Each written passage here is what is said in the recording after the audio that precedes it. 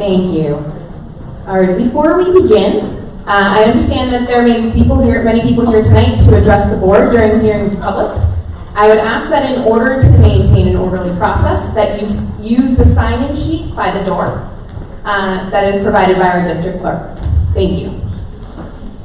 I would like to call the June 16th business meeting of the Croton Harbor Board of Education to order. Before we rise for the pledge, Trustee Anna Tate will provide information for our Spanish-speaking community.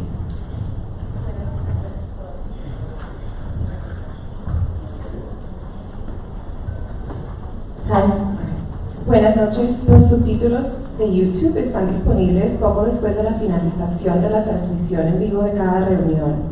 YouTube ofrece una traducción automática de los subtítulos en varios idiomas. Gracias. Thank you, Anna. Please rise for the Pledge of Allegiance.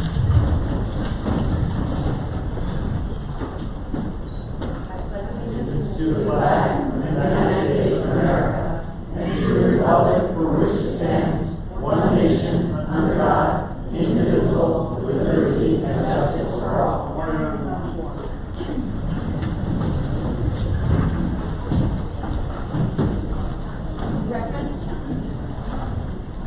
Recommended action that the Board of Education approves the agenda. All in favor? Aye. Opposed? Abstain? Motion carries. We will begin tonight with reports, and our first report will be from KG&D. So I will turn it over to Superintendent Walker first. Thank you, Sarah, and good evening, Tiger community. Thank you for being here. I think we would all agree that one of the most important things that we do as a system is to make sure that we regularly review, maintain, and then envision the future of our facilities. This is an incredible investment that the community has made over the course of decades and decades in making sure that we have school facilities that are safe, that are highly functional, and that allow for the kind of high-quality instruction that our school district has become known for years and years and years. We have, of course, certain requirements around how often we conduct certain reviews of our facilities called the Building Condition Survey. And in addition to that, those kinds of surveys and reviews provide us with an opportunity to envision what we want our facilities to look like as we think about the future and the decades and decades to follow, and the experiences that we want our Tiger students and faculty to continue to have that make this such a premier place to learn and to grow. And so it's critical as we go through this process that we have really high quality partners, architects and designers that allow us to think through the current state of our facilities, what our needs are from an infrastructure standpoint, and what our vision is for the future. We're incredibly fortunate to have some really great partners in architects from KG&D who are here with us this evening, and also incredibly fortunate to have an assistant superintendent for business who's provided and continues to provide really high quality leadership in this area. And it's my pleasure to ask Denise Harrington-Cohen to say a few words to introduce our speakers tonight. Thank you, Superintendent Walker. So earlier this year, the district issued an RFP for architectural and engineering services related to a few projects within the district, one of which was the Building Condition Survey and the 5-year plan. We had a district committee that received 5 proposals, and we interviewed the top finalists, and the committee unanimously recommended KG&D based on their student-centered focus, design concepts, and their experience in the region. Tonight, they'll provide a very high-level overview of the results of the Building Condition Survey, which, for those of you who don't know, the Building Condition Survey is a New York State requirement that assesses the health and safety of our buildings. Several years ago, in an effort to stagger the process and also the aid for districts statewide, our Building Condition Survey was pushed forward a number of years. It was, if we were to act on our years, it would be 2024, which would be 9 years after our initial Building Condition Survey. So after our annual visual inspection, which was performed in 2020, and knowing the needs of our building, the board had decided to move forward with the Building Condition Survey in advance of the 2024 year, and KG&D was selected for that. Tonight, they will go over the process, review their findings, and offer recommendations and opportunities for the district based on their discussions with our building leaders, principals, directors, administrators, and staff. We'll close the presentation with an overview of the financial considerations, potential next steps, and questions. And before I introduce Walt, I'd just like to recognize our principals, directors, and our custodial staff, buildings and grounds. They have been so committed to this process and dedicated a lot of time over the past few months. So at this point, I'd like to introduce Walter Hauser. He's a principal at KG&D. He is known in our buildings and has been working very closely with our team over the past few months. So with that, I will toss it over to you, Walt. Good evening. Thank you so much. That's quite an introduction. Just on behalf of KG&D Architects and our whole team, we're so pleased to be working for our school district, and we're really excited and enthused about the process that we've undertaken. So tonight it is an update. We are in meeting process, but we felt it was a good inflection point to provide some status with regard to where we are. So we really want to talk about the preliminary findings of the building conditions survey process and some input we've received from program-related improvements. So there are really two prongs to this planning process at this point. One is to evaluate the buildings for what we need to do to keep them in good working order. And then the other part is to reinvest and envision the buildings for school of the future. So what can we do to improve and support the educational instructional program? So, as was mentioned, the building condition survey is a mandated process by the New York State Education Department.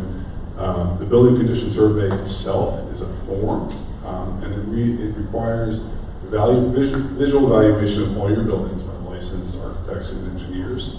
And it really is kind of fill in the blanks, and there's a very binary rating analysis of the building. So we go through to determine what is in good working order and what improvements need to be made or repairs need to be made to keep your building in good working order. The other part of the process is the 5-year capital plan. And that's where we get to infuse all the exciting improvements that can really change the future of your school buildings. So our team is rather large. We have sub-consultants to include mechanical, electrical, and plumbing engineers, structural engineers, athletic field design consultants, and specialists. Okay. Did we lose the audio? No, we're back. Roofing consultants and cost estimating consultants. So it's a lot. There are a lot of team members involved and a lot of expertise on the ground. So the process itself, particularly because it's a new relationship with the district, is to evaluate all your background information. Mr. Gibbons and his team were kind enough to share a treasure trove of information and files. We reviewed previous work that was done in the district and all the associated drawings, previous reports that were prepared, and then took that information out and performed our visual inspection of the facilities and interviewed all key district stakeholders and leadership at each building to determine what is known about them and what issues we should look at. So, when we go out and look at buildings, we categorize the purposes of our reporting into different priority buckets.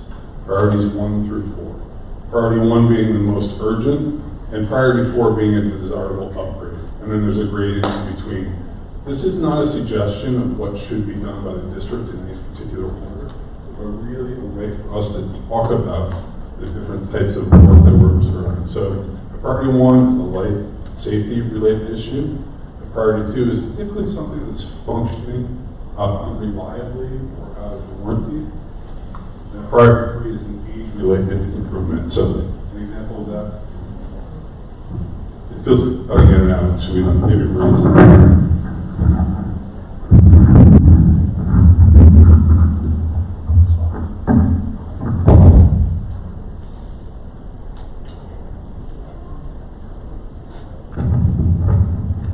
So the important takeaway with the prioritization is to understand this is really just a way for us to describe the observations, not an implication of how they should be done or in which order they should be done.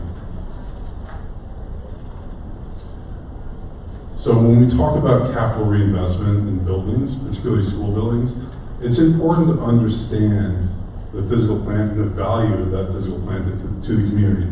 So in just really rough numbers, there's about 350,000 square feet of building space in this district associated with your schools and operational buildings.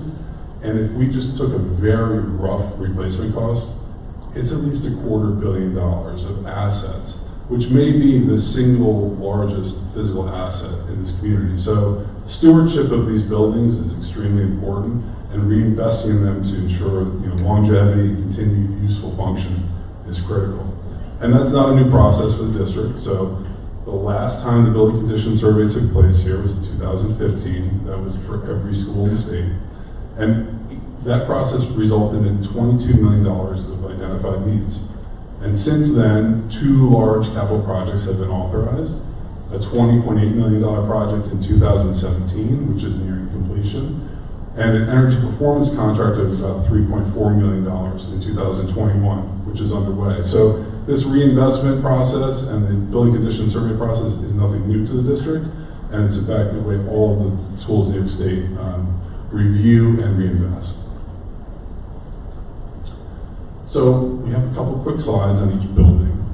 These are just high takeaways from the building condition survey forms themselves. It's worth noting that satisfactory means your building is in very good condition. The terminology is dictated by the state, but in our view, just in general, everybody should know, comparatively, these buildings are in great condition. We see a lot of different school buildings in a lot of different districts. And one giveaway is when we go on the roof, if it's clean, we know people are taking care of it, and your roofs are actually very clean. So that was a key indicator.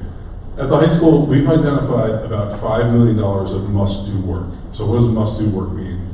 That is work that, based on our preliminary discussions, should be done to keep your building in good working order. So this includes replacement of equipment that's aging out, replacements of roofs that are reaching the end of warranty, replacements of worn out finishes. And it's a little difficult to read here, but we can tell you that the larger categories include paving, roofing, interior finishes, heating, ventilation, and some work in this auditorium. I think that the sound system might be one of the things we're talking about.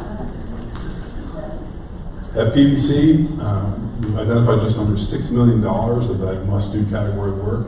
One thing to note about PVC is that because of the age of the building, and this building has had many, many projects over the course of its 100-year lifespan, PVC has had fewer, and there's more original building construction there, which carries within the hidden walls some materials that are a little more costly to remove. So it doesn't mean it's in worse shape, it just means actually some of the work there is a little bit more expensive. At CET, we've identified about $4 million of that must-do work. Again, it includes roofing, it includes playground replacement, interior finishes, heating and ventilation, and some toilet renovations. So, and then we've categorized all of the admin and operation buildings together. So this is the district office, transportation building, 2 maintenance buildings, and we've identified about $1.5 million worth of work. The largest category there has to do with the transportation facility, providing additional parking, and preparing that building for electric vehicle charging. It's a pretty sizable infrastructure upgrade at that facility. So when we talk about the totality of the must-dos across the district, we've identified about $16.6 million of must-do work. And it breaks down, as we mentioned, approximately $4 million at CET, $5 million at the high school, just under $6 at PVC, and then about $1.5 at the other buildings. We've also analyzed that based on our prioritization, and priorities 1, 2, 3, and 4 is about $50,000 in priority 1. That's related to some emergency light replacement, additional emergency lighting, which was a code change, had some tertiary exit doors. Priority 2 has to do with some largely roofs that are out of warranty and some equipment that's not functioning as well as it should be, primarily because of its age. But the vast bulk of the work is priority 3. So That's age-related. Those are things that have just gotten old and they need to be replaced. And that is indicative of a very strong capital management program. Ideally, all of this work is in priority 3, and you address it before it becomes a priority 2. So from our perspective, that's a very strong indicator for the district. And then we are indicating the work by category. The largest categories are roof and masonry, about $4 million, $4.7 million. Floors and ceilings, doors and windows, $2.5 million of HVAC replacements, installation of drinking fountains and water boiler fillers throughout the district, and then a large category of other, which is about $6.2 million. And other includes everything else we can think of. It could be things like fencing, casework, handrails, gym wall padding. It's something that doesn't fit into a discrete category, but as you can imagine, there are a lot of other aspects that go into maintaining a building. So that's the building condition survey. That's what we have to do, again, to keep your buildings in good operating condition. It doesn't really have to do with reinventing them or changing the vision or enhancing the program within buildings. So that has to do with the 5-year plan. And we've started that process with some initial interviews with key district stakeholders at the building level, different district departments to include athletics, transportation, technology, building maintenance. And just want to share with you a brief summary of some of the items that have come up as potential program improvements. At CET, we've talked about potential upgrades to the library and media center, outdoor learning space, improving the interior of the gymnasium to convert that to kind of a next-gen physical fitness area for smaller students, food service functionality, bus loop congestion and traffic, potentially adding information displays throughout the building, and include playground and improved administration offices and areas. So we're just starting to develop some diagrams. We're architects. This is how we communicate these ideas. So we literally just started to locate those concepts on a building map where purple represents renovation and blue represents additions and gray represents areas that are largely untouched. So this is really just a diagramming process for us, and these drawings will develop over time as the concepts develop. So at the middle school, the same discussion yielded interest in improving student support spaces. That would be guidance and flexible support program suites, science classrooms, outdoor learning space, air conditioning, outdoor recess area improvements, conference meeting rooms, food service refrigeration, and replacement of the weather vane. So again, we've started to map these improvements on drawings. These are really just diagrams at this point, but I think I just want to share these because we will start sharing diagrams of purple, gray, and blue and what they mean, and they'll be developed over and throughout the next steps. So at the high school, we've identified, or the principal and leadership team have identified a number of really exciting improvements, not the least of which is renovating this space, improving the systems and interior of the auditorium and functionality of it, band and music program spaces, cafeteria seating capacity and functionality, renovation of older classrooms, renovation of science rooms, outdoor learning space, athletic storage, student toilet rooms, air conditioning, renovation of the community room, and other security-related improvements. So again, this building has a little bit more purple. The auditorium is on the left, and the cafeteria is in the middle.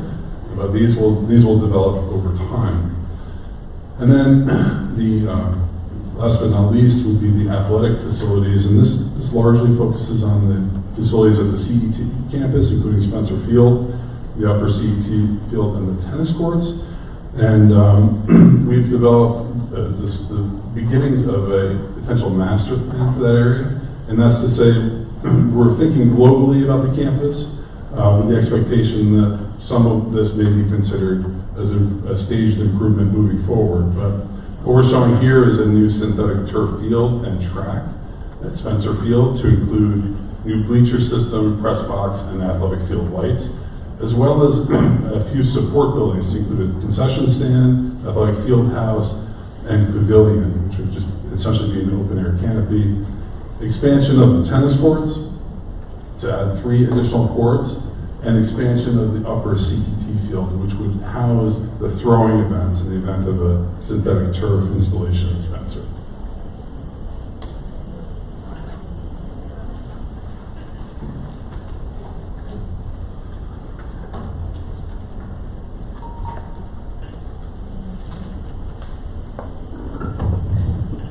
Is this, yeah, perfect. So as we think about the future of these conversations and reflect on some of the work that's already occurred through the building condition survey, the discussions with building leadership team members and department meetings, what we're trying to do is to help to formulate the messaging around a series of themes. And so, at this point, our envisioning of the future of our facilities through this project, we think, comes together through this visual representation, centered around the concept of the profile of the graduate and whole child education at the core and the center of what it is that we're trying to get accomplished through our facilities.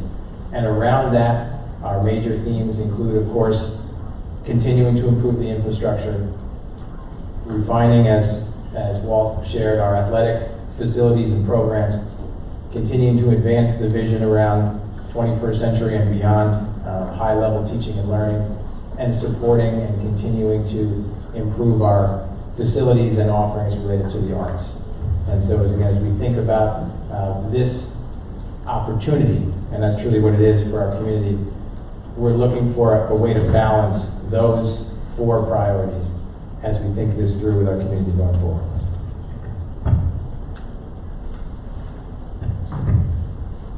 Thank you.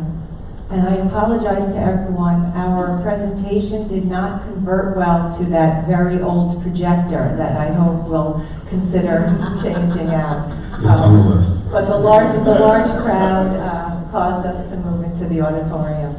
So I would encourage you to look at our website and just go to our website and the full presentation is there. So this chart is very good news. This chart represents our current debt schedule within the district. So for those of you who can see, there is a sharp line declining down in the 23-24 school year and beyond. So this is a very unique opportunity for us to complete needed improvements and a considerable amount of instructional enhancements to our overall facilities. Again, these projects of larger size are far too large to incorporate in our normal operating budget cycle. And additionally, we do not receive state aid on them. So with this timing of declining debt, the district has the opportunity to enhance the infrastructure at a 0 tax increase. Our goal is to design a tax-neutral capital improvement project that will impose no taxes. Again, we will bring all that has been discovered from the building condition survey and the potential 5-year plan to a facilities planning committee, who will then be informed about building aid, other factors such as the maximum cost allowance, all of the critical items that go into projecting the allowable state aid and cost, etc. And then the team will bring that back to the community. But our initial goal is to go with a 0 tax impact. And by strategically declining debt and construction phasing, we hope to have a negative tax impact on, pardon me.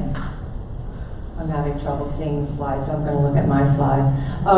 So by leveling out this debt, we will also prevent any spikes in our tax levy, which is critical for our community and for the district. Denise, do you mind if I add something? I just want to. Please. Denise, is it okay if I clarify something quickly? Please. I don't think I was clear in terms of the distinguishing between the building condition survey numbers of $16 million and all of the program-related improvements. And I just want to say The $16 million is what we need to do to keep the buildings in good working order. That doesn't include all of the nice to haves and all of the program improvements that I just kind of quickly went through. And as I mentioned, this is the beginning of a process, not the end of a process. So the next steps would be to start to identify, prioritize, and come up with numbers associated with all those other program-related improvements. So I just want to be clear that it's not in the 16 million.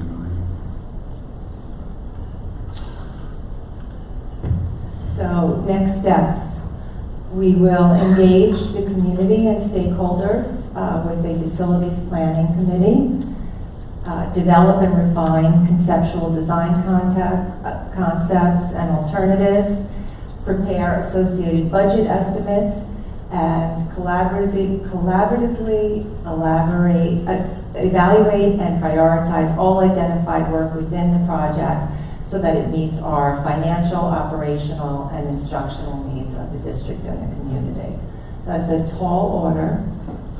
The timing of this, because of the declining debt, is within probably the next 6 months to make a decision on whether or not the board wants to go out with the bond referendum. So we are assembling a team very quickly. Could you just skip that?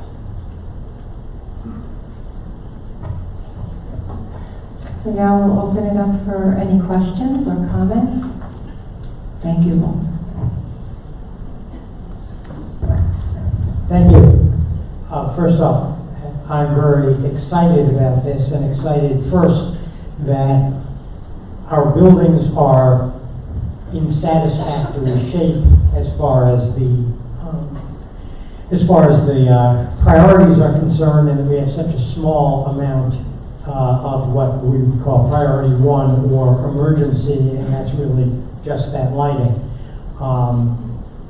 2 observations. First, I know from having gone through these processes before that when we get to the time to make those specific decisions, there are going to be a lot of other factors that come into play, such as what interest rates are going to be, what construction costs will be. So obviously, I know from my experience as we go on, all of the things that Walter mentioned, we may not be able to get to all of them. And I just, I think that's, well, I think you'd agree, and, you've been through this, I'm sure, long enough to know that happens. But our last 2015 work was much less, visionary than what we have talked about now. Visionary, whether it's athletics or spaces, reimagining spaces, etc. And I am looking forward to that. There's one thing that I want to add, and that is something that we have seen happen in other districts, and we need to be careful. In this room, we look at the side of the stage and we see 2 WPA era murals. And we know in PVC there are other historically significant paintings and murals. And I know there have been issues in the Mamaroneck and elsewhere where with the renovation things have been removed or the plans have been made to remove, and that has caused turmoil. And I just ask you, as you think about that, and we budget for any work that may affect some of our artwork and I guess community treasures, so to speak, that we make sure that we set aside the money necessary to conserve and care for those items.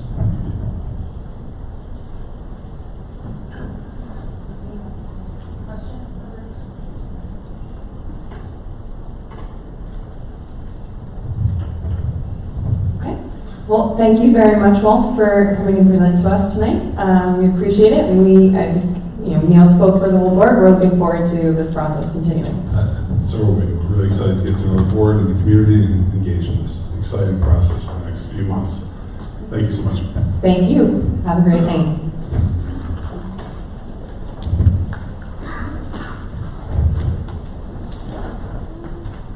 Next, we will move into my president's report. Good evening again, and thank you to those of us who have joined us tonight in person and those who are watching the live stream. This is our last board meeting of the 2021-2022 school year, and our schools are holding end-of-the-year celebrations with students and preparing for graduation and moving up ceremonies. As a reminder, CET will be holding its moving up ceremony on June 23rd at 9:30 a.m. Our high school graduation will be held on June 23rd at 6 p.m. at Croton Point Park. And PDC will hold its graduation ceremony on June 24th at 10 a.m., also at Croton Point Park. So congratulations to all of our students who are moving up. Oh, my apologies. I'm sorry, 9 a.m., my apologies. Congratulations to all of our students who are moving up to either the middle school or the high school, and congratulations to our class of 2022. We wish you all the best, and we hope you know that your community is proud of you. I'd like to take an opportunity to thank all of our PTAs for their support throughout the year. The CET PTA recently supported Broadway Kids with the purchase of a new backdrop for the stage that can be used for years to come.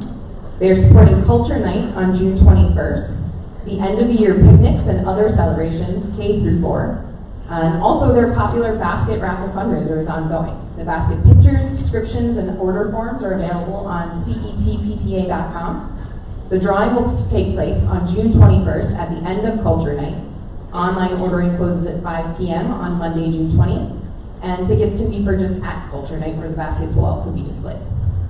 Our PDC PTA recently held very successful Friday night stripes and book fair events, and they are also supporting end-of-the-year celebrations for the 8th grade and will be providing refreshments at the PDC graduation.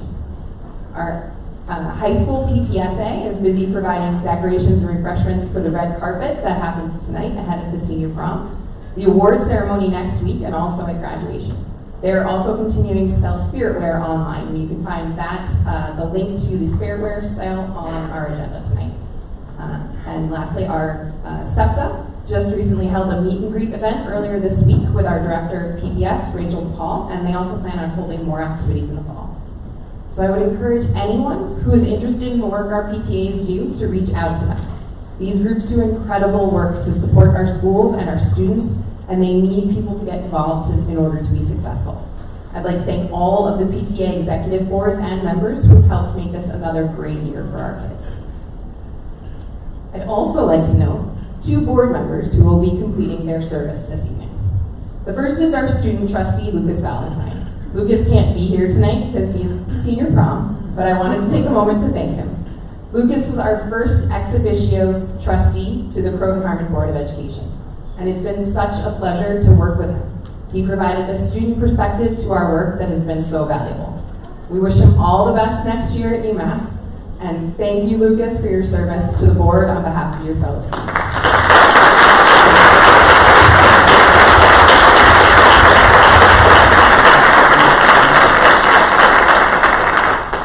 Our second trustee, who is retiring from board service, is Iris Bugliosi.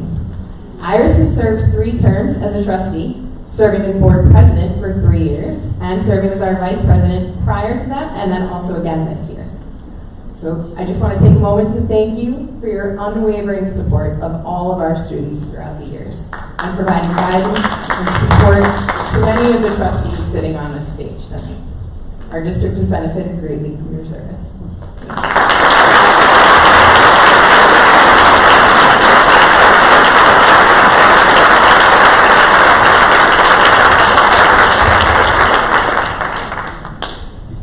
Lastly, as I was reflecting on the year and looking back at my prior president's reports, I recalled that last month during our business meeting at this time, we were celebrating Teacher Appreciation Week. The gratitude and sentiments I shared then are unchanged. We are thankful for our dedicated, experienced, passionate, and professional faculty. Our teachers bring the Croton Harmon profile of graduate to life for our students day in and day out, and implement the student-centered philosophy that we here as a governance team speak so highly of and so often. As I said last month, we are grateful that you choose to share your talents and expertise with our students. Thank you.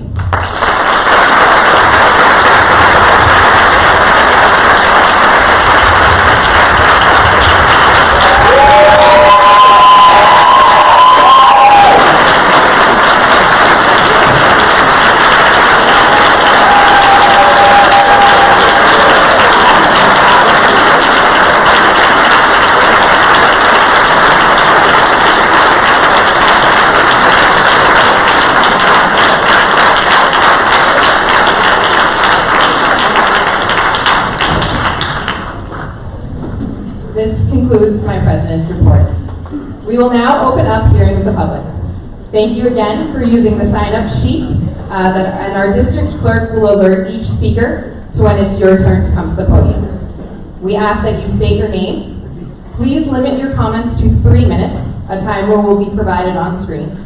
And please note that comments are to be directed to the Board of Education, and comments naming a specific person, staff member, student, or community member are prohibited. Thank you. Our first speaker is State Senator Peter Harka.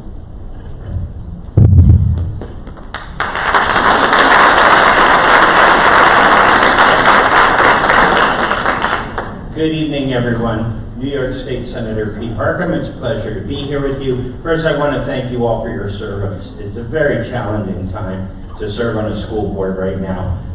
My former wife served on a school board, and I know the amount of sacrifice and time you put in, so thank you for your service. In my 4 years as a senator, I have never spoken at a school board meeting.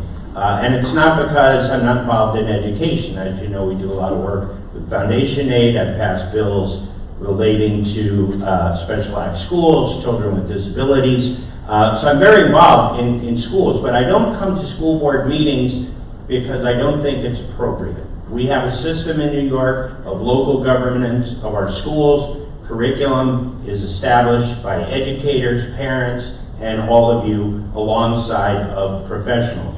So when an elected official or a politician who wants to be an elected official tries to weigh in with their morality on curriculum, to me that is crossing the line. So I'm here tonight, first of all, to support our teachers who have these sensitive conversations with our students, in collaboration with our students, things about health, things about drugs. And I know personally from my work in drug education that having frank and evidence-based and fact-based conversations with our young people about these sensitive subjects don't lead to more risky behaviors. The data shows actually less risky behaviors. So I'm here tonight, A, to thank our teachers for these sensitive conversations and their professionalism. I'm here to thank you for standing up for evidence-based curriculum and fact-based curriculum, and let's please keep the politics out of education. Thank you very much.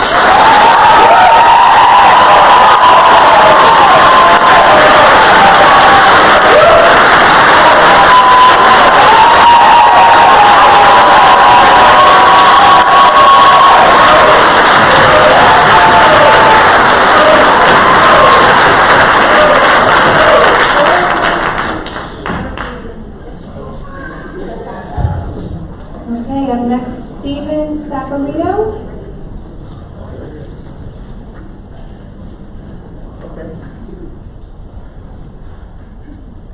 Good evening.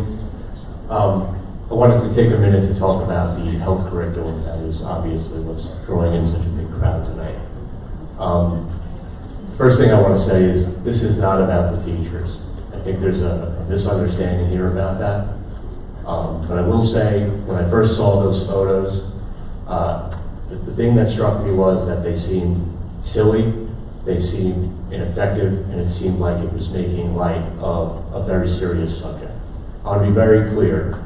From where I stand, sex education is important. It does belong in the schools, and I want it done effectively. The feedback I got from my daughter did not reflect that at all, and the responses that I've seen from the administration have not been satisfactory to me at all. My child mentioned to me that the second this started happening, an air of awkwardness settled over the room. The kids were very uncomfortable, and it occurs to me that when they're uncomfortable, they're not going to be receptive to these lessons.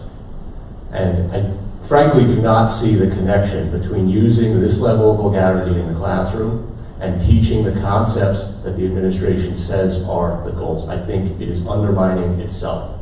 I think there's a fair number of kids, and again, I'm going by the impressions of my child here, who basically made a joke of it, and I don't think that's appropriate. And I'd like to say, I am 30 years older than my daughter. And the sex education I received at her age was graphic, it was thorough, it was matter of fact, and we walked out of there with an understanding of these concepts, but without this type of exercise. So I'm still waiting to try to understand the connection that's being made between these incidents on campus and consent and these other concepts and the use of this vulgarity in the classroom. Thank you.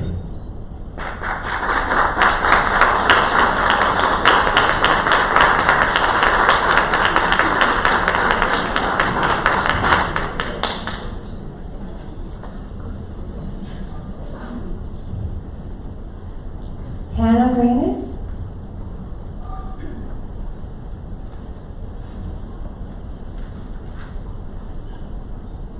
My name is Hannah Reyes, and I just finished my junior year at CHHS. However, I am not speaking just as an individual student tonight. I will be reading a statement that has been signed by over 50 Croton Harmon High School students. The students of Croton Harmon High School know better than anyone else what goes on in health class. We are most directly affected by the curriculum. Our stance on this topic must be heard. In our society, sexual activity is sometimes referred to with violent and crude language.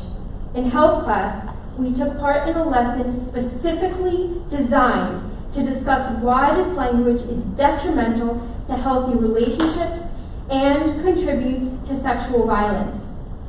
We were asked to write phrases we had heard related to sexual activity and to talk about how to reframe our language use to be more respectful. We were never taught these words or encouraged to use them. These words were student produced and used to show how the language that we use and hear is harmful. Learning about these words helps us to understand the archaic, gendered, and violent power dynamics too often associated with this topic. This lesson was in no way inappropriate. What is inappropriate is to stay silent on these issues. Staying silent in the classroom does nothing to serve us, the students. It is far better.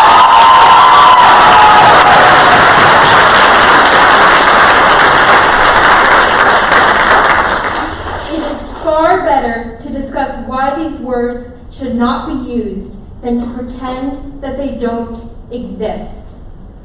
Turning a blind eye means that people continue to use this language. As this lesson shows, they already knew it. These discussions might be uncomfortable at times, but that is precisely why they must happen. Having these conversations in a setting facilitated by educational professionals is essential. Students have the space we need to ask uncomfortable questions and relate to our peers. We always leave these conversations with a clearer and more confident understanding. We are grateful for the opportunities our school gives us to have these discussions.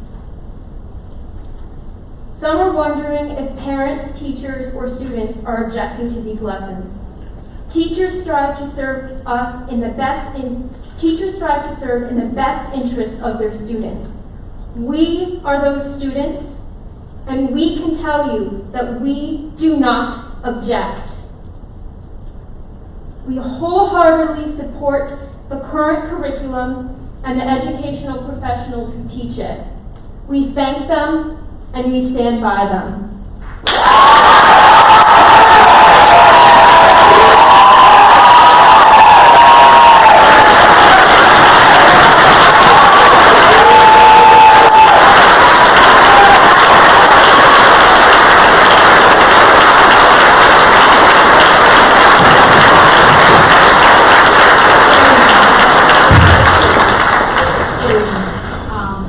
I know that there's a lot of support in the audience for the various speakers, one side or the other, but I must ask from this point forward if we can hold off on applause until a person has completed speaking. Is that okay with the board?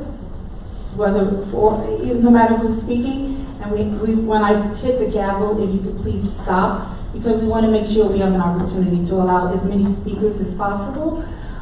If it gets too late, we may have to also just cut the applause as well.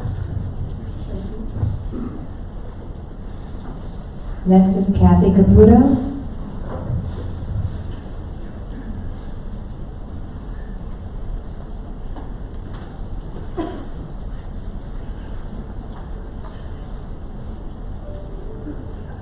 Before we start the talk, I do just want to say what a lovely job you just did, and it's well received, which is what you just said, and very well taken. Good evening.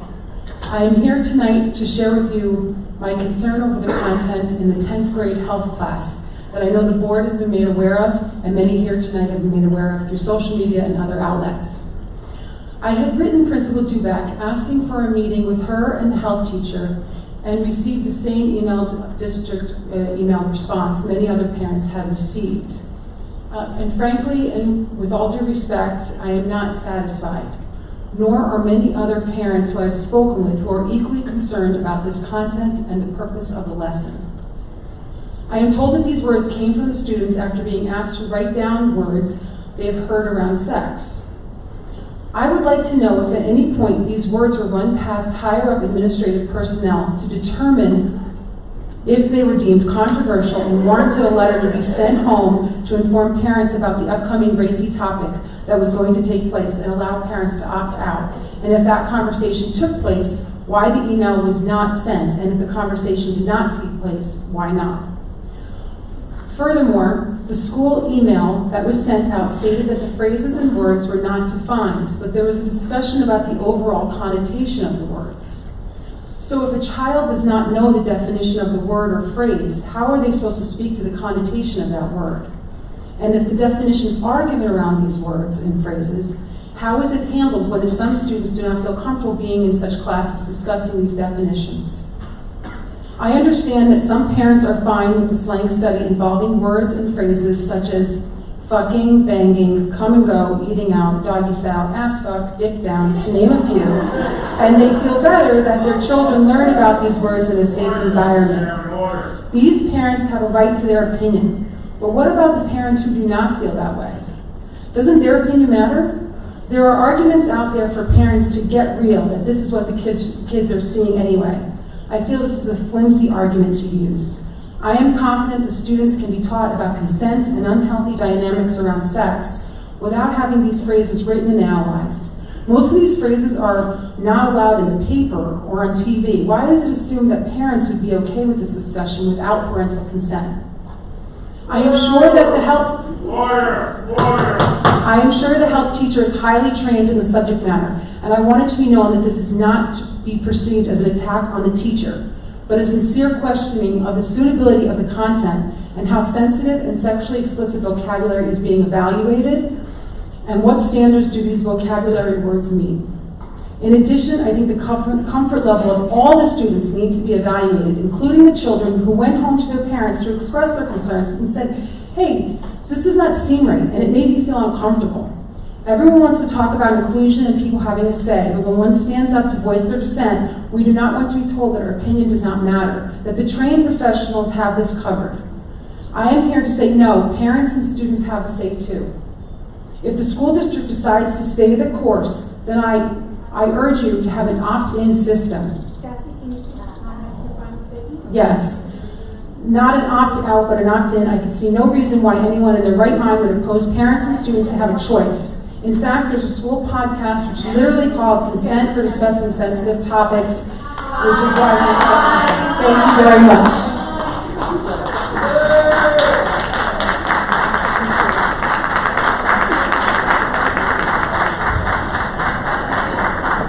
Next is Kathleen Borja.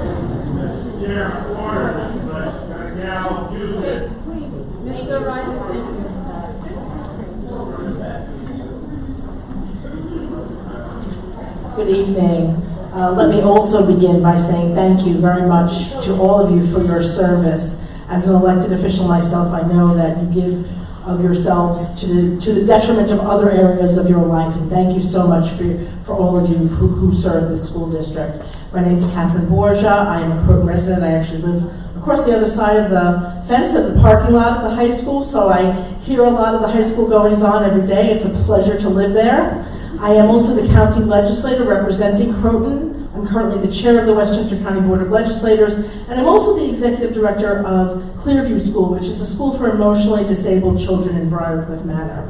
So I am here to support the teachers, but I am also here to support the truth. So I really have admiration for parents on both sides of this issue who come to the school board who express their opinions, certainly for the students who express their opinions. That is all very, very healthy dynamics in a community. I know from serving as an elected official for almost 20 years that the conversations, the debate usually produces a good outcome. But what I am opposed to is outside politicizing of events that are so significant in our children's learning. I will say that I am also 30 years older than my eldest daughter, and I also received pretty frank sex education, but what has changed is the atmosphere of what we tolerate. Having uncomfortable conversations in the classroom is how children learn best. I know my most significant learning experiences in many areas of my life have been times when I have been uncomfortable. So I support this curriculum, and I also support healthy dialogue by the people who are stakeholders. What I do not support is someone swooping in to use this issue to misrepresent what has happened, to use it to sow fear and discourse in a time when we just cannot afford that. So thank you very much for this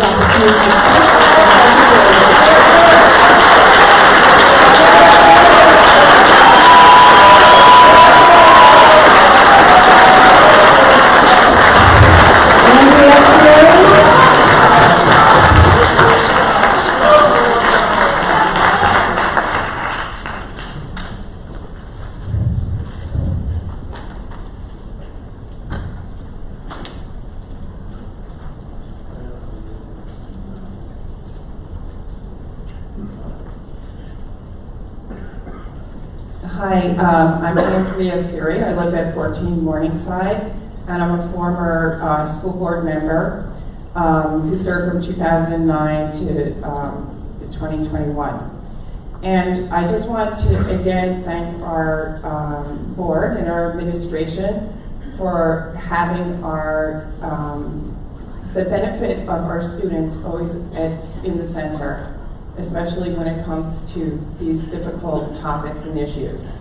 I wanted to just add tonight that one of the reasons why that we have such a thorough health curriculum was because there was a sexual assault off campus, and I know many of the members on this board spent hours and hours speaking to very concerned members of the public who felt that maybe these issues should be taught at home, but we received so much pushback that it was critical that the school taught the issues about consent and sexuality, and it became evident to us too that this wasn't happening at home.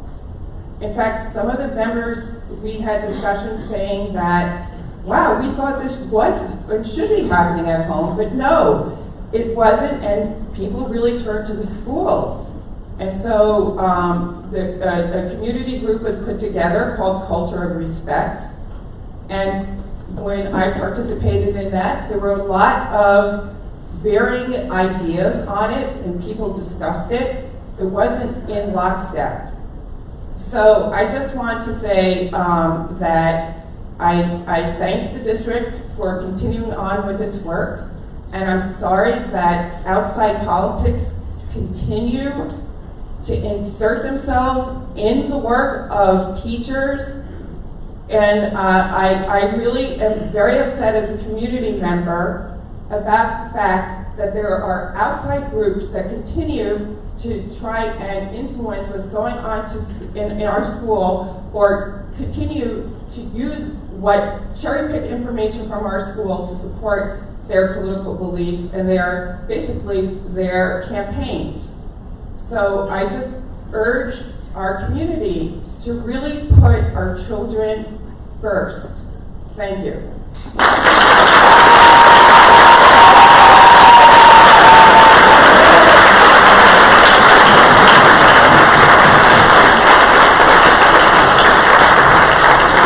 David Kelly.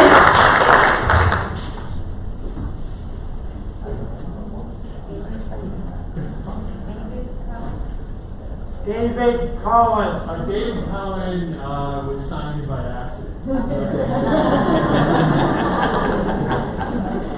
Yeah.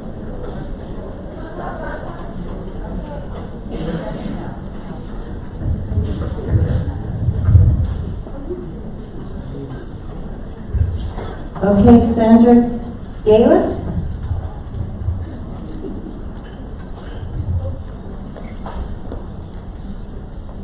Good evening, Lenny, and thank you for your service to the school board. It's probably the hardest place to be. I'm Sandy Gale, New York State Assemblywoman in the 95th Assembly District, representing your area. And I regret that I have to be here tonight to be part of this discussion. And it's all due to a press conference held outside this high school by a gubernatorial candidate. I'm here to support the Croton School District, the teachers, and the curriculum. Giving young people an accurate picture of risks of different types of sexual behavior can help them make informed decisions about sex. We need to be able to have open and honest discussions, conversations in the safety of our classroom about what students encounter regarding sex from the media and online. We also have to remember that our country has grown in having these types of conversations. When I was in high school, I was told I could get pregnant from going to the swimming pool. Some may recall that popular movies with Doris Day and Rock Hudson had them appearing in bed with clothes on. Then early in my professional career as a teacher, I learned getting pregnant could cause me to lose my job when I had my first child. The reality of the time was that sex was not something that was able to be discussed. When I became a mother, I was encouraged to talk to my children about sex early and allow the conversation to be driven by their questions. But at a certain age, the questions stopped.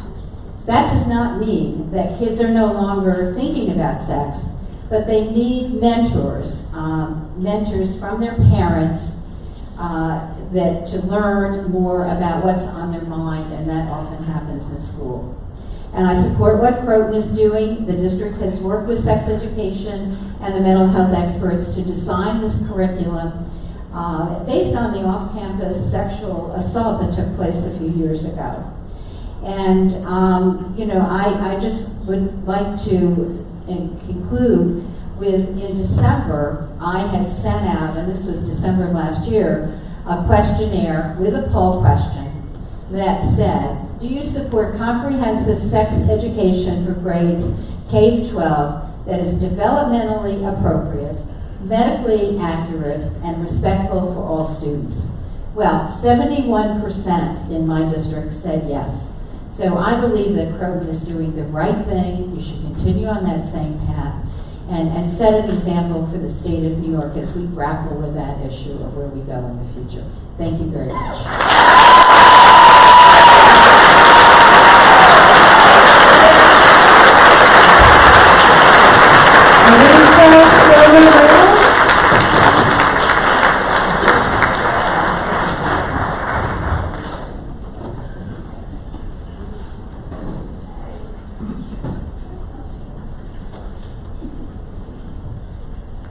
Hi there, Elisa Silverglade. I am the parent of a 9th grader at Croton High. I am very humbled to come after tonight's speakers and very grateful to the elected representatives who came out to show their support for our children tonight.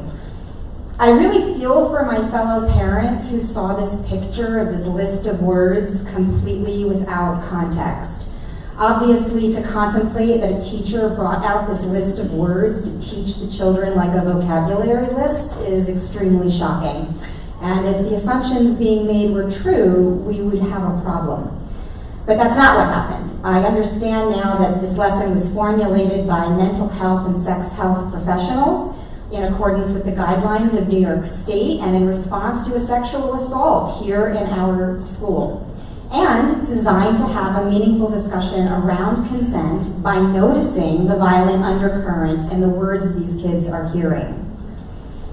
Are some kids going to say silly things and be deliberately provocative? Yes, because that's kids. And I hear that there's discomfort around these subjects, but I also know that discomfort is a crucial part of growth. So I'm here to congratulate and applaud this district and this teacher.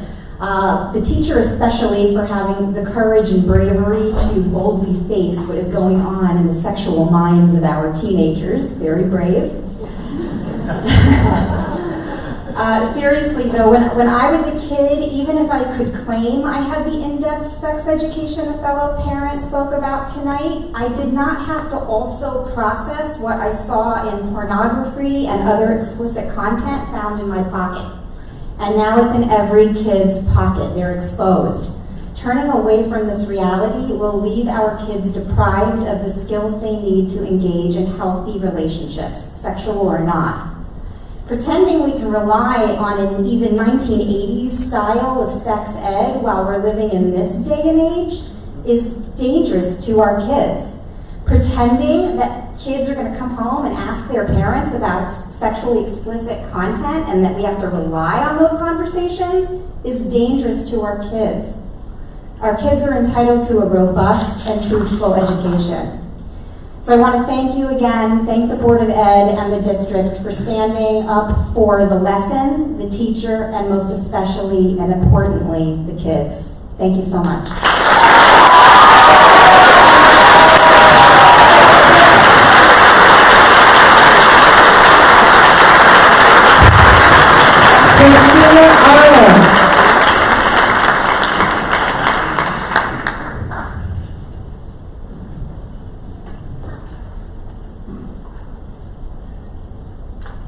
Hi, thank you for the opportunity to have parents and the community be heard here.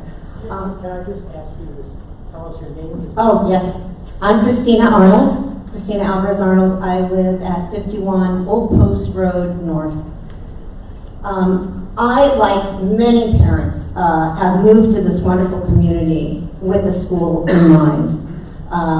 Hopefully other parents were a little smarter than my husband and I were. We bought high, sold very low to get here, and really almost lost our shirts coming to Croton. But I'll tell you, we came here for the excellence of the school, and we have not been disappointed. It was the smartest thing we've ever done. The dedication and expertise of the educators here is beyond my hopes. And I have two children. One is just finishing up PVC, one is just finishing up her first year in high school. They have had very different experiences because they're very different learners. But one thing that I've found is that the staff and the teachers in particular are so open to parent input. I have never waited more than 24 hours to hear from a teacher, hear from a staff, even hear from our superintendent. So it surprises me so much that there would be an issue that a parent would have to go to a political nominee, a desperate Republican nominee, to come into our community to try to address an issue that they were concerned about.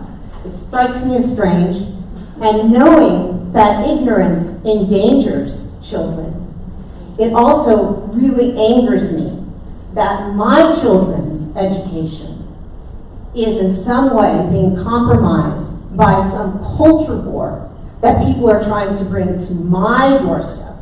And I want to say, in Croton, no. We are evidence-based, we believe in science, and we support our educators. Thank you.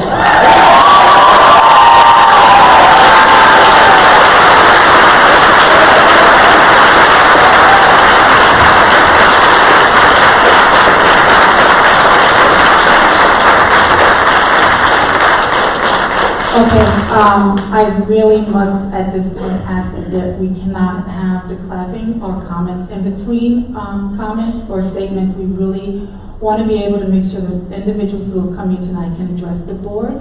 So I know you may want to clap or comment when someone is speaking, but I've got to ask at this point that all applause be held at the end of the night. If you want to applaud my leaving.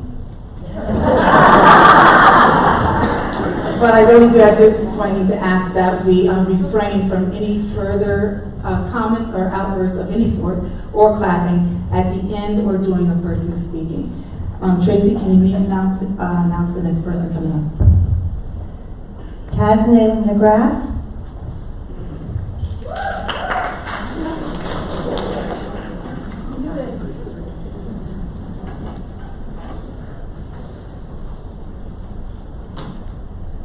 Hello board, hello teachers, parents, educators, everyone who's here. Firstly, I just want to start by saying that good teachers bring passion to their practice. So thank you. Thank you to all the Croton teachers, educators, everyone who's here. Thank you. And board, as you know, I don't usually speak up for anything. I don't come up here usually, but I feel very passionate about what's going on in our district today. And I feel like I want to be here as a fellow educator and a parent of 2 children who have had the privilege of being in the class of the health teacher.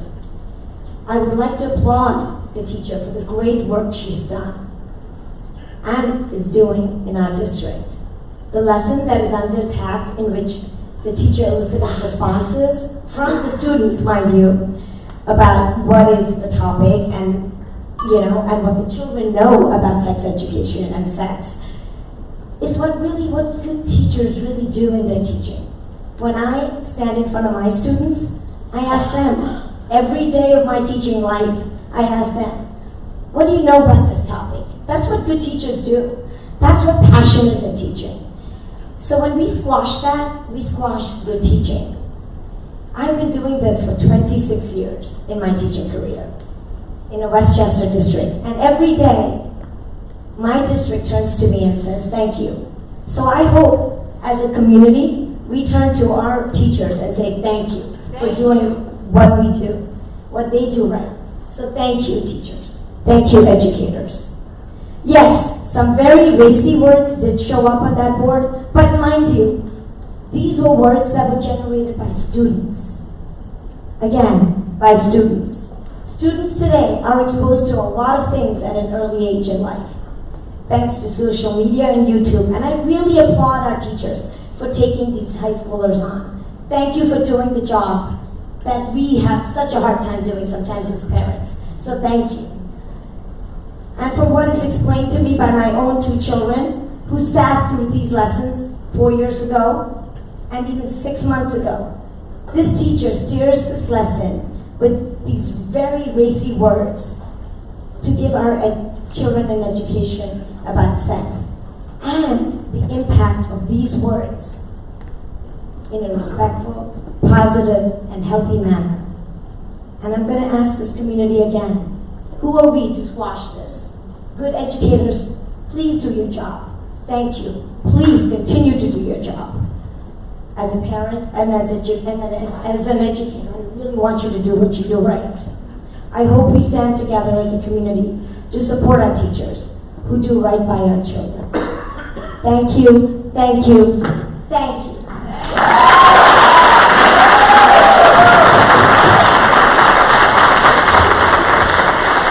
Edmund Riley.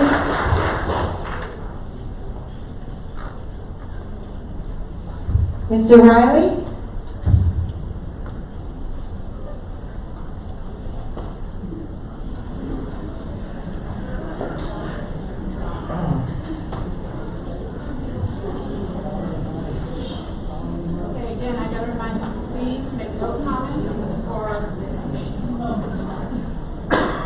Gotta remind everyone, please, there are no comments to be made while the speaker is at the podium, and all comments should be addressed to the board who is sitting before you, and this is our hearing of the public. My number came up before. I thought I thought I had a lot more people in front of me. I'd like to express my appreciation to that parent who was courageous enough to express his disgust and outrage at what he heard and what his child brought home to him. It takes a lot of courage when you look at this audience and the type of people in terms of the ideology that populate this village. So for you to come out in the face of this organization, many of them are in one union, and are ideologically allied to members of the board, I appreciate that. It takes a lot of courage. 2 years ago, when this board instituted critical race theory, it's disguised under several names. All the consultants say it is, etc. I said, I'm going to go to the school board. At that time, the school board was all one party. And so we have a problem in this village and in this school district of lack of diversity. It has nothing to do with race. It has to do with lack of diversity of thought. So what we're doing, little by little, is we're organizing the parents. And we estimate that there are 7,000 eligible voters in the school district. In spite of this large turnout in the last election, the largest in the history of Croton, 28% turnout. It's usually 7% turnout. We decided we're going to organize the conservative parents of this district, fight for them, picket for them, hold signs for them, speak for them, and encourage them to come out and defy the majority in this school district. And we're going to do it a couple of ways. One, we're going to liberate the students. Have expressed to me personally, I'm on a picket line out here, how they feel oppressed. They can't, if they have a religious belief, they have a different political belief, they feel stifled in class, that they cannot express that belief without ridicule. And I can imagine when you register voters, you register voters in the school, pre-register them now under state law, and register voters. I can imagine the environment that exists in this school when you register voters, given the climate of this school. So gradually, we estimate there are 2,000 conservative parents, voters, non-parents. We're going to mobilize those people. We're going to give them a Bill of Rights, and we're going to encourage them to speak at every board meeting. Defy teachers that, now in this instance right here, I wasn't there, but there are serious charges against this teacher. This is not the first time that these charges, do I know they're true? No. But you better handle this in a judicious manner. Otherwise, we're going to encourage other options. This is a serious charge, and these people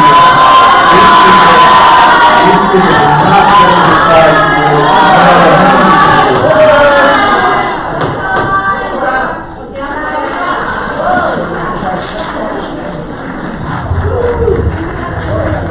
Please, I must remind you, please, no clapping, no outbursts when people are speaking at the podium. Tracy, next speaker. Ashley Abreu.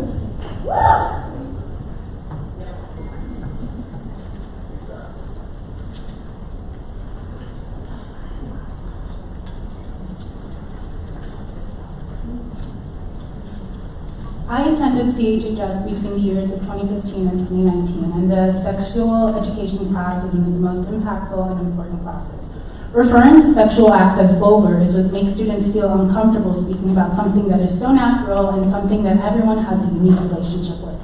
The level of supposed vulgarity that students were introduced to in the classroom is the level of vulgarity that they have already been exposed to. These children are going to be introduced to sex, it's unavoidable, and I'm pretty sure everyone feels uncomfortable when they're first introduced to something new, which is why it's important to talk about that. Times are changing and methods of teaching sexual education should adapt to the current state of the world. Unhealthy sexual behaviors and dynamics have been normalized in the Caribbean culture, which is where I'm from, and it's been mostly passed down through generational trauma. This makes it so that women, especially, tend to be shamed for their sexuality, much so that their education about their bodies is frowned upon. This makes victims of sexual assault unaware that they have experienced assault. It makes victims unfit to educate their children and continues the cycle of normalized assault. Proper education gives students the power to make sexually safe decisions. This curriculum allows students who are raised with a skewed view of healthy sexual behavior to feel safe questioning the foundation that uneducated parents have set for their children.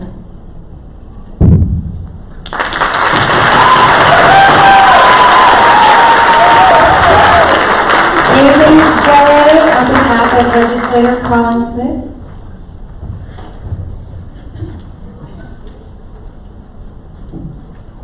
Good evening, and thank you for the opportunity to speak with you. My name is Amy Vele, and I am a deputy to County Legislator Colin Smith. Colin truly regrets not being able to join you for this incredibly important conversation tonight, but he's asked me to share his thoughts and to assure you that this issue is of deep concern to him and that he will be reaching out to help in any way that he can. Let's be unequivocally clear. What our highly trained and capable teachers are doing with the support of curricular experts and community leaders is ensuring that our students grow up with the information they need to live safe, rewarding, responsible lives. We would be doing our students an enormous disservice by sending them out into the world without the tools they need. Sex isn't a bad word. Sex is real life. And we owe it to our students to prepare them for it. But we all know this isn't about students. This is about politics, about weaponizing our classrooms and stoking fears about a changing world. Here at Croton, we won't stand for it. Our community supports our teachers who work tirelessly each day to raise the next generation. And we support our students because they don't deserve to be wrapped up in any of this. We are so appreciative to the school district and the Croton Teachers Association for doing the right thing and standing up for our students and for our future. We'll continue to stand by you. Thank you.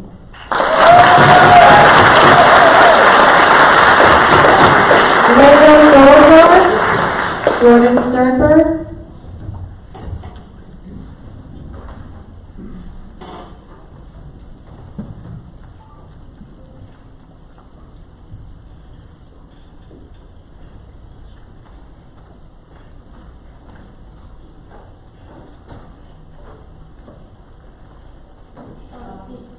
Did you say one or two people? Because my mom signed me up. I don't know if we have to share 3 minutes. Okay.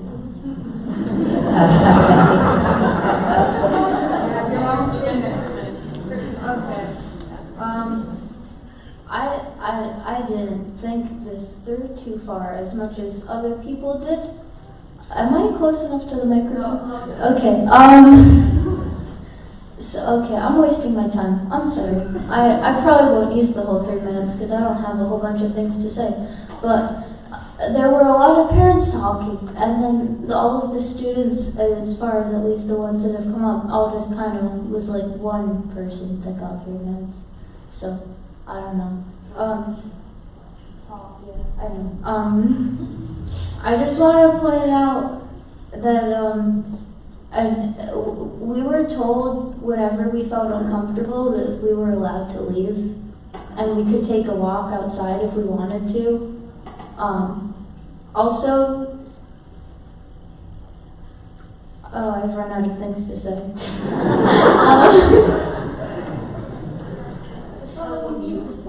What I explained to you, but people already said that so many times. But I'm a student. Okay, so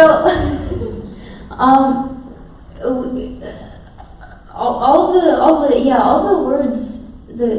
I get a lot of parents are like, oh, these words are vulgar. They shouldn't have any place in the classroom. But like, these are the words that students are exposed to outside of school. So if people already know about this kind of stuff, it's worse to not address it, even if it makes some people uncomfortable. That's kind of the issue that needs to be solved, is people being uncomfortable talking about it.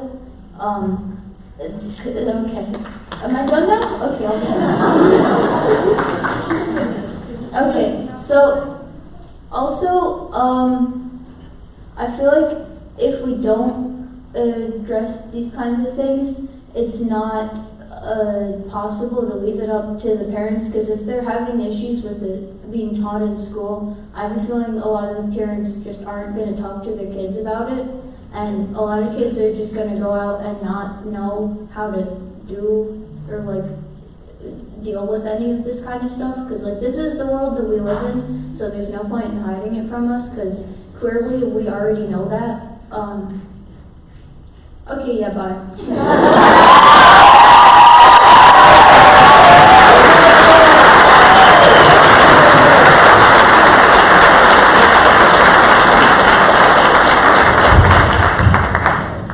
Pardon me if I get this name wrong. Thamwale? Lila? Tamaya? Yes. Anyway, so Lila Goldmark. So that was my daughter, and I will just say I grew up here, so I've gone to these schools. I understand the climate in this community and the history of all of that. I'm a lawyer. I plan to come up and say something nice and policy-oriented, but listening to other people talk, I think people have already covered the intention of the assignment, and really specifically somebody else did address already that the context and what my daughter had explained to me, and I hope she might be able to say in her own words, was that the observations and takeaway from this assignment were about the violence and the aggression of these terms and how they're thrown around and how they condition people to talk about something that should be a healthy thing to discuss. But really the assignment is about this issue of assault.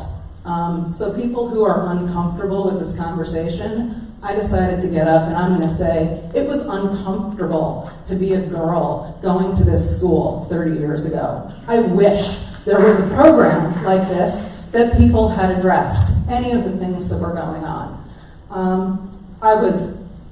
People would grab my ass, people would harass me. I had stalkers outside my house when I would not say yes to going out with them. They set bombs off in my mailbox and the firemen had to come. I'd go to the school administration, they did nothing. I'm very happy to say I've never been physically assaulted, but I have been harassed. I was the lead. I think I was Buttercup in HMS Pinafore on this stage in the 80s. And they put me in a big bustier or whatever for this part, and all the boys in this balcony catcalled and harassed me. You want to know what the response was? The director of that show, my AP English teacher, told me that I wasn't allowed to lean over and receive flowers for the next 3 shows. They didn't do anything about these kids in the audience. So here's another little anecdote. 1991, please look at our yearbook. There's a cartoon in it, drawn by a friend of mine, who is still a great friend. I don't care about the cartoon. In hindsight, it's humorous, but I didn't know it at the time. It's a class drawing of our class. It is every single boy in our class and me and my boobs, because that's what it was all about. And I dealt with that here forever. So whoever's uncomfortable, I'm glad everybody's uncomfortable, because that's what we need to be dealing with. And the fact that there's a class where kids can talk about this and a teacher who helps them, thank you very much for doing that.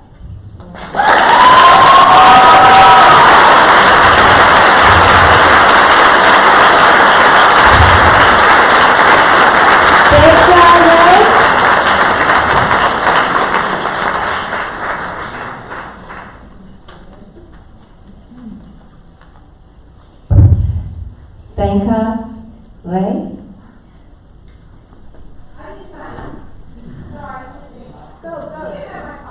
Go to the next one.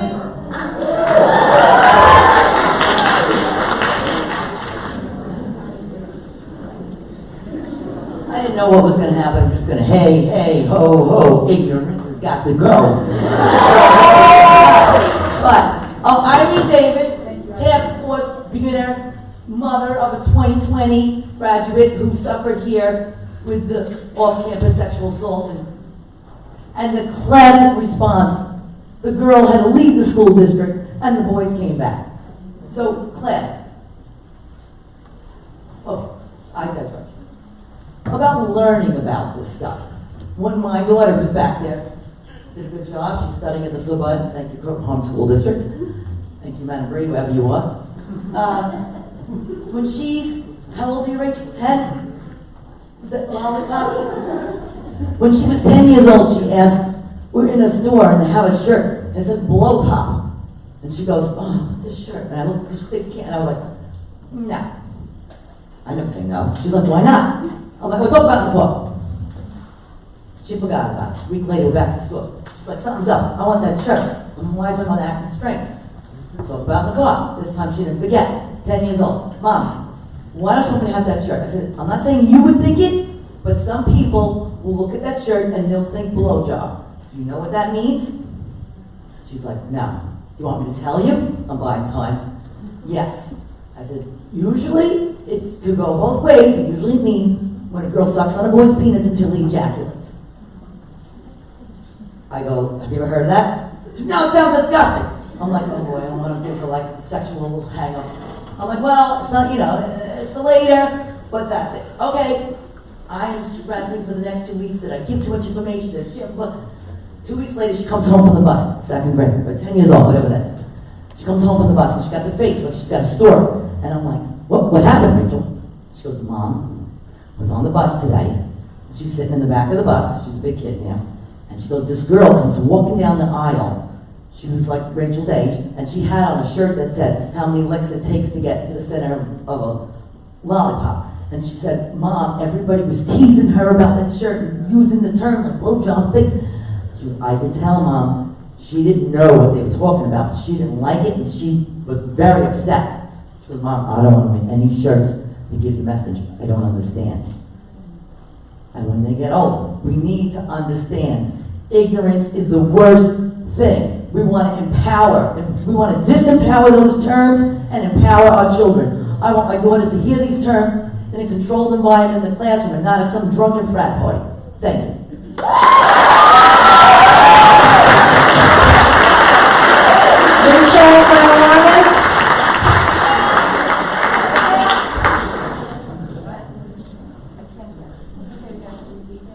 Alyssa Matalovich?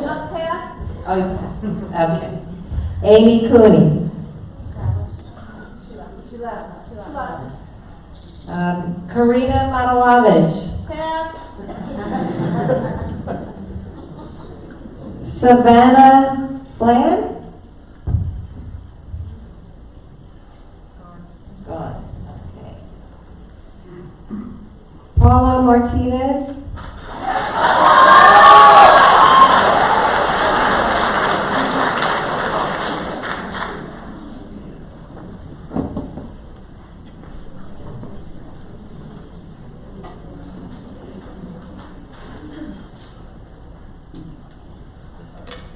Dear members of the Croton community, my name is Paulo Martinez de Mezaga. I'm speaking on behalf of Croton Harmon High School student Nicholas Godak. The following was written by him. I want to express my support for the current health curriculum. Some members of this community are against topics and content that we do in health class. As said previously, the students are the ones that this health class serves. Reducing the stigma around sex is vital to a comprehensive sex ed course. If there is a stigma around sex, people are less likely to learn about it, and more unsafe actions pertaining to sex will occur. Similar to other subject matters, the lack of access simply reduces the safe occurrence of sex. With a more comprehensive sex ed curriculum, less teen pregnancies occur, less STIs are spread, and the community as a whole benefits. Abstinence-only curriculums prove to have increased rates of teen pregnancy. Before any action can be taken, it is vital that the student opinion be considered on the controversy.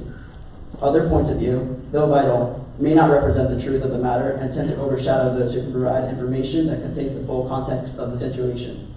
Additionally, the student body as a whole should be the group that must be at the center of discussion when topics pertaining to health class content and curriculum are considered. Parents, when I say the student body as a whole, I mean every single student, and not just your own. You specifically may want to instill certain morals and values in your child's life, but that shouldn't necessarily mean no one in the student body shall learn comprehensive sex ed. As a former health class student, I can say for a fact that abstinence is brought up and described as the only solid option for a 100% chance of no STIs or pregnancy. With that, I ask this one simple thing. Before blatantly attacking teachers because of what they are teaching and how you disagree with those teachings, have a discussion with the student. Ensure you have the vital context of the situation and meaning, and think before you post. Coming from a student who has several social media accounts on various platforms, most of which I post or repost content, It is of the highest importance to think, read, and reread what you're saying, and considering how various people will take it and what consequences your actions have. I would think you would be extremely hurt if some random person was to post something online attacking you for doing your job. It is also quite unfortunate that a student must be the one who has to tell adults in their community that things they post are extremely inappropriate and misinformed, when some are the first to speak up about other people posting. With that, I urge the community to listen to the students and have a good night.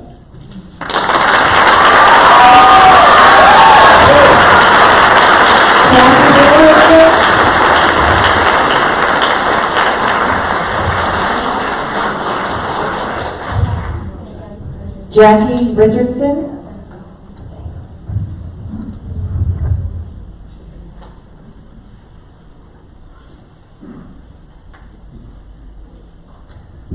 Hi, I'm Jackie Richardson Walls, and I am the parent of a class of 2020 and a class of 2018 graduates, and also an educator and teacher and school librarian. And I just want to thank a few people. I want to thank the board, and I want to thank our teachers for taking this difficult job so very seriously. I know the work you put in is immeasurable. I also want to thank every single person who got up here, because while I may not agree with every single person who got up here, it's important for people in our community to be able to have their say.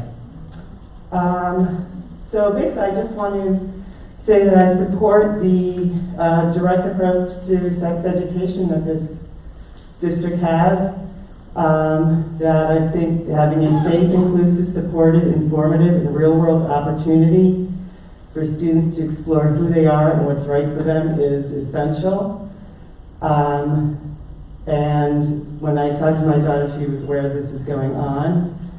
She said that she was surprised when she went off to college that not everybody was getting, that she felt the program here was really well done, really prepared her, covered consent, covered the basics, but also, talked about things like pleasure and all the things that encompass this crazy thing, which is sex, that people will encounter, and certainly, as people have said, comes very early to our students and is everywhere in their lives. So, thank you for everybody who's coming to wrestle with this, and thank you for supporting this really important curriculum.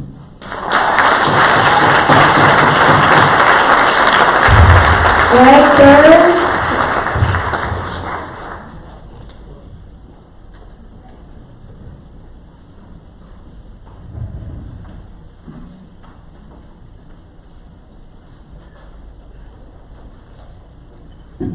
Hi, Greg Burns, 5 Charles W. Briggs Road. So I just wanted to, take this from a parental consent perspective. I don't think that this needed to escalate to this point. It's kind of almost silly. The parent that reached out to the campaign, I think they did have a back and forth with the school. There was responses, I think, from the board, potentially the superintendent. But I think the issue is the adequacy of the response. I think if he just felt heard, felt like it was being addressed in a proper manner, he wouldn't have felt like he needed to reach out outside of the district to have his voice heard, or have just to have it addressed properly. So, I personally had an issue in the middle school with the teacher, with the lesson plans that were going on in a certain class this year. It was addressed, Mr. Plotkin took care of it, it was no problem, and that's where it ended. And I think that's where this would have ended if the school took it seriously and addressed the parent in a manner that they felt appropriate. And we wouldn't be sitting here today, it wouldn't be this big of an issue. In terms of what's going on with this class, there are other curriculum maps, and I went and I looked because this is going on. So this lesson is in the curriculum map, so you can see that it's there. But this only tells you the what. It doesn't tell you the how and the why. So I don't think this is sufficient enough for the parents to make an informed decision on what they think is appropriate for their children in the classroom. So, unless out there are going to talk about sign terms, but how they do it and why they're doing it is not there. So I think the parents should be given, especially in this instance, because there's no sex guidelines from the state. So this is all coming from the school district. This is outside the state's boundaries of what health education is. So this is something that the district is putting in place. So I think if the parents are just given not just the curriculum guide, but all the materials that are going to be taught, the lesson plans, just more information, then they can make an informed decision on what they think is appropriate for their kids. Because obviously, I understand that some parents are okay with it. Some parents might have a different opinion on certain topics that are happening in the classroom. So if they were just, I think, given all the information, they can make an informed decision and, opt out of certain things if they don't find it appropriate. And then everyone's concerns are being addressed.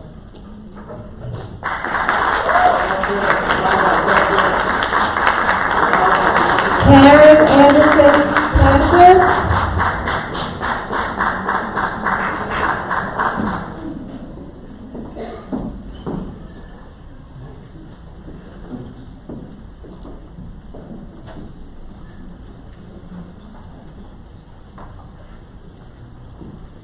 Good evening. I want to thank you for the teachers for what you do. And I'm here tonight to speak in support of the curriculum. My son is a student at the high school.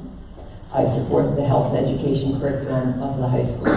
I'm grateful that the school has stepped forward to lead an effort to create a culture of respect, which is so important to our kids as they make sense of what they see and hear in the world around them, and empower them to set boundaries to protect their dignity and their bodily autonomy. I am very concerned about how this issue was so swiftly politicized and the harm that can do to the harm that a cynical exploitation of parental concerns can cause to my child and to others in the district.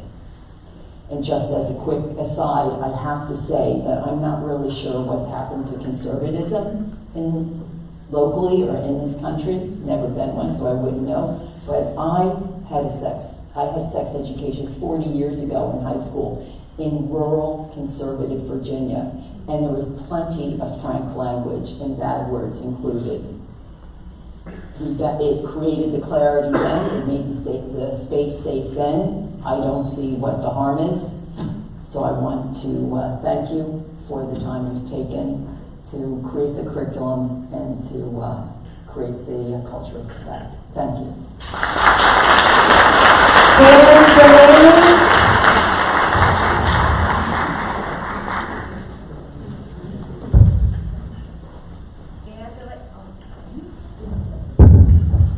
Dan Delaney?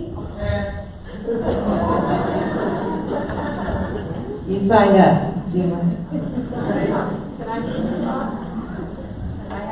I have other people.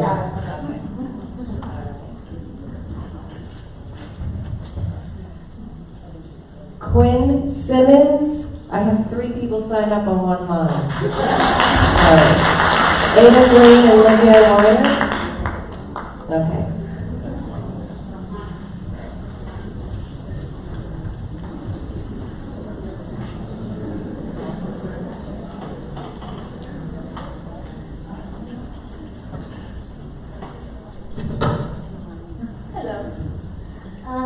My name is Ada Green. I'm Olivia Warner. And I'm Quinn Simmons. We graduated from CGTS in 2020 and are now juniors in college. We went through the same exercise being discussed here. As recent graduates, we were all pretty alarmed when we heard about the reaction following the recent sex ed lesson. We live in a violent society that is hostile towards conversations around sex. That was proven in health class when students wrote terms on the board that they felt were synonymous with sex. These terms were filled with misogynistic and sexist language. This vocabulary is not new to students. We hear this in our culture, and it's naive to assume that students are not familiar with this language when they enter high school sex ed. When the three of us were in high school, we founded the Student Activism Club, which directly dealt with the material present in the lesson being discussed. In response, we helped to organize an annual Take Back the Night March, aiming to continue the difficult conversations we encountered in health class. We know firsthand how difficult generating this type of dialogue can be, especially when uncomfortable language is being used. What's more uncomfortable, however, is ignoring our culture that actively perpetuates sexual assault and rape. I know it's hard to hear, but sexual assault is an active issue in this town. These matters need to be discussed in our curriculum, and shying away from them is nothing short of cowardly. This lesson being criticized shows firsthand that this type of rhetoric is used by students in the school daily, and we heard it throughout our time in high school. This language is shocking, however, canceling these conversations is only furthering the misogyny, which is detrimental to us as students. We worked tirelessly through our high school experience with members of the school and town. Don't erase the progress we fought and worked so hard to make with this community. Thank you.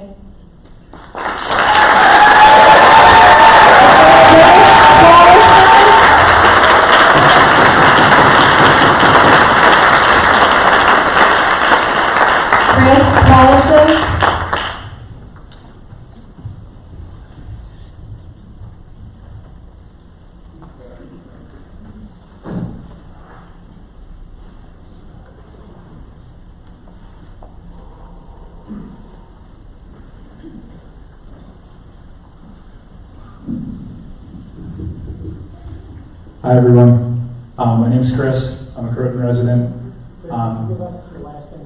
Last name is Paulson, 61 Hastings.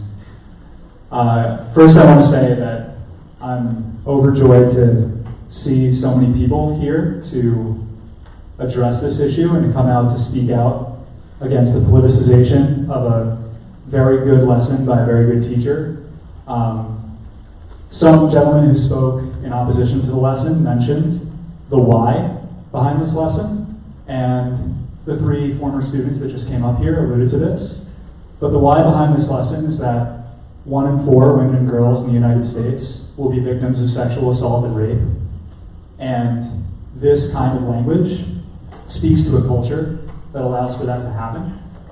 And it's incredibly important that this language be discussed and that these issues be discussed. I understand that the language can be shocking to some, but more shocking is a society that's complicit in the reality that 25% of half of its population will experience sexual violence at some point in their lives. So I want to applaud the teacher and all of the students who came out to speak and to applaud. And I think this was a wonderful meeting. Thank you.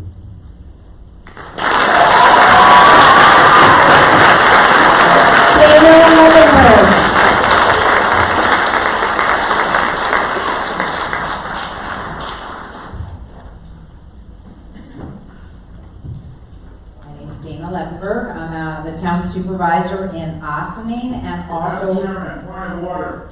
This is the third Democratic office. Mr. Riley, please. Non-resident Democratic office. Anyone is allowed to speak during your. Mr. Riley, you have one opportunity to sit down. It is right now. Please escort Mr. Riley out. I cannot have that.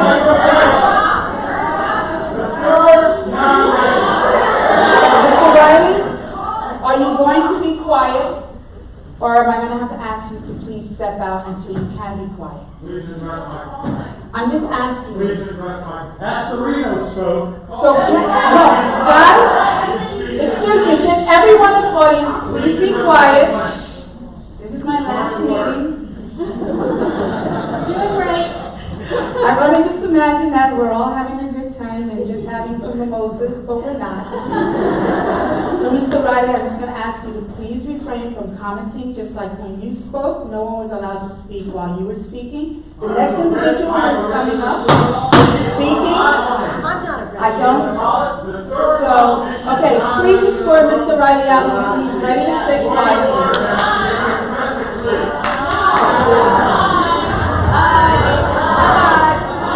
Mr. Riley, as a point of order, everyone who comes to speak for hearing of the public is allowed their 3 minutes to speak. Regardless Regardless of residency. Regardless of residency. Thank you. Yep, no new rules.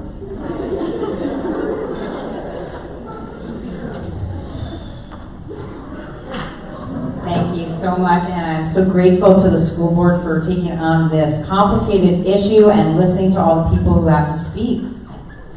Our schools should be places of learning. I fully support comprehensive sex education for our students. Too often, there are political naysayers who want to deny our children a truthful education, and we heard one of them from not from this district who talked about that very recently in a very open and media-specific outcry that was targeting not only Croton schools, but other schools too, and comprehensive sex education in general.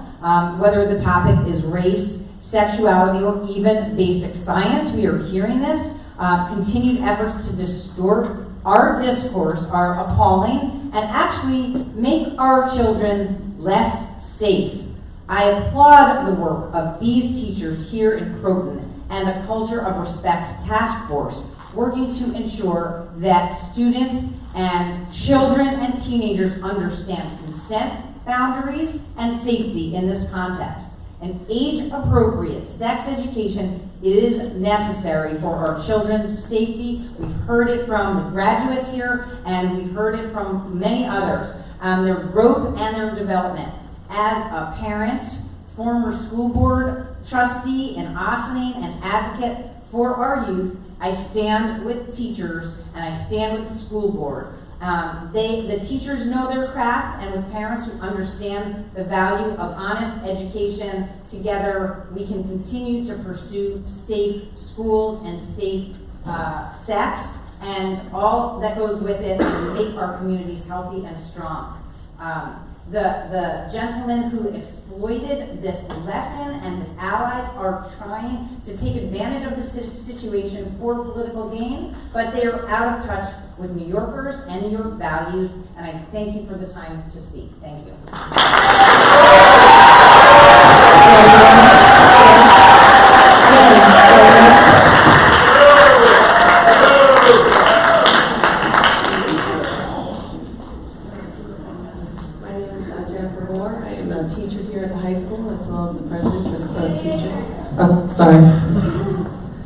My name is Jennifer Moore. I'm a teacher here at the high school, and I am also the president of the Croton Teacher Association.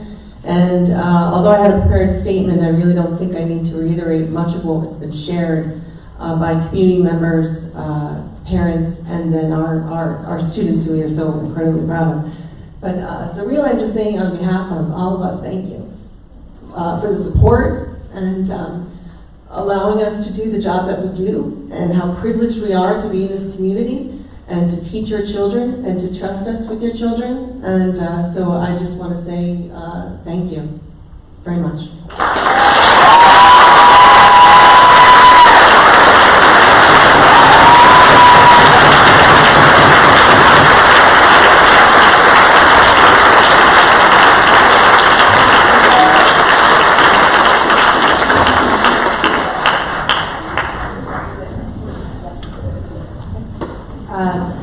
That concludes our hearing of public, and we will now move on. If people don't want to join us for the rest of our meeting, we'll pause for a moment to let people clear the auditorium.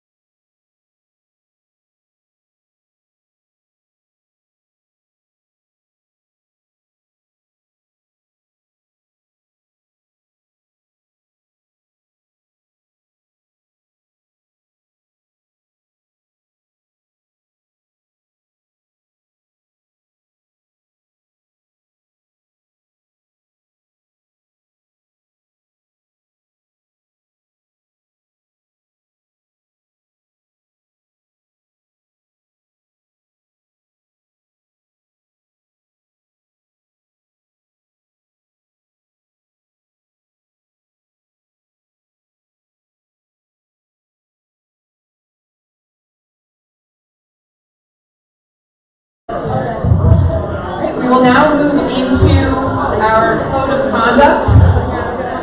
I'm sorry. Well, oh, yeah, that was right over you. I'm so sorry. Actually, no, we have one final report during our report section of the agenda, and I will turn it over to Superintendent Walker for his superintendent's report. Well, thank you, Sarah, and thanks everybody who's here tonight. As always, it's my pleasure to have a chance to share with the board and the community some of the fantastic things that have occurred in our district since the last time I had a chance to provide this kind of report. And I would just say that in the past few weeks, the number of things to celebrate are so significant that there's no doubt I left out more from this presentation than I was able to include. But wanted to start with, of course, our points of Tiger Pride, beginning with a recent trip that several of us had a chance to take out to Kutztown, Pennsylvania, with the CET 4th grade chorus as part of their performance for the Music in the Parks competition. That was a great, great morning, a ton to feel proud of in the performance of our students. I wanted to thank Mrs. Horton for all of her work in organizing that, orchestrating it.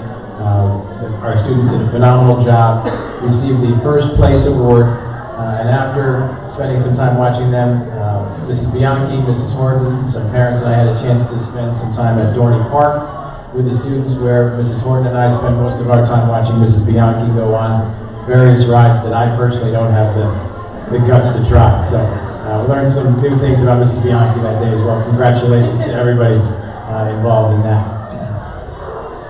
Also, thank you to Mrs. Horton, and again, the 4th grade students at CET for a phenomenal performance of Broadway Kids. It was really an emotional opportunity to have everybody back together in the same place at the same time and celebrating some wonderful performances from the entire 4th grade. So thank you again, Mrs. Horton, and everybody who made that opportunity possible. Wanted to share as well that it was a privilege to attend our spring concerts at CET, PVC, and the high school. I wanted to thank the entire music department, all of the students involved, and our families for some truly special performances. And as somebody who's been to a ton of concerts of various kinds over the course of the past 20 years, every one of them is unique, every one of them is special, every one of them has memorable moments. But there was a point during the spring concert here, a performance by our senior chorus, and John was sitting next to me, and we turned to each other, and we both had tears in our eyes. It was just one of those beautiful, beautiful moments. I'm not sure that video will do it justice, but I did want to take just an opportunity to indulge me, just listen to this performance of Fleetwood Mac's Landslide by our senior chorus.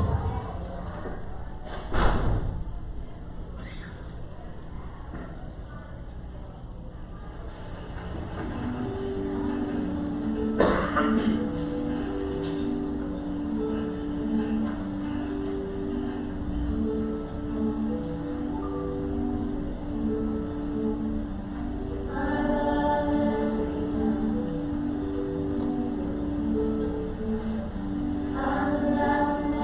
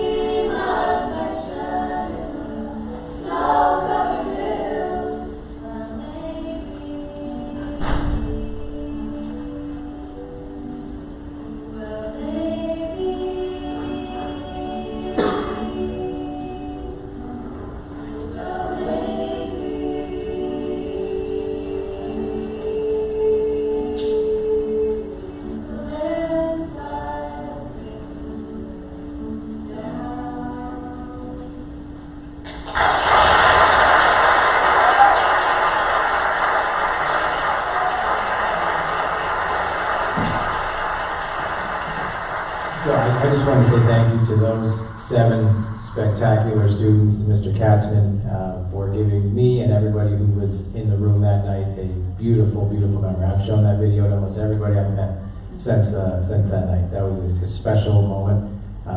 Equally special, perhaps in a different way, was at the PVC concert. The video exists of this somewhere. Mr. Plotkin and Mrs. O'Brien leading the crowd and dancing to YMCA. Less talent involved there. I think Michael would be fine with me saying that. And if I can find that video, I'll share it with the board as well.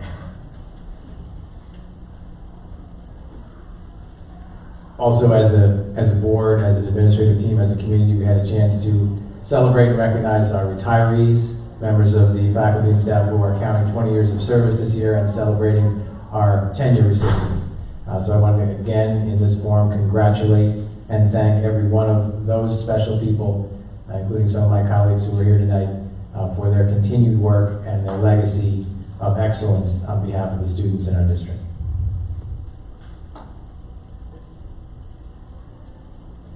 I had an opportunity on a beautiful but blustery afternoon to spend some time with the Senior Athletes Award, Senior Athlete Awards down at Senasqua. Mr. Goldman and the Booster Club did a wonderful job collaborating on a really terrific event. As you can see, it was very, very well attended by parents and our student athletes. So I congratulate all of our fantastic Tiger student athletes, and Eleanor Hardy specifically, who was our 2022 Senior Student Athlete of the Year.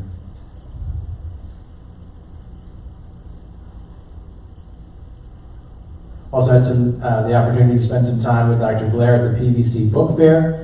Picked out some terrific books that I've begun reading at home. I know Jared has in his home as well, so I want to thank the team at PVC, the PTA at PVC for that opportunity on behalf of all the students and families in the high school community. Also know that our juniors had a fantastic time and a safe time, a wonderful time at prom.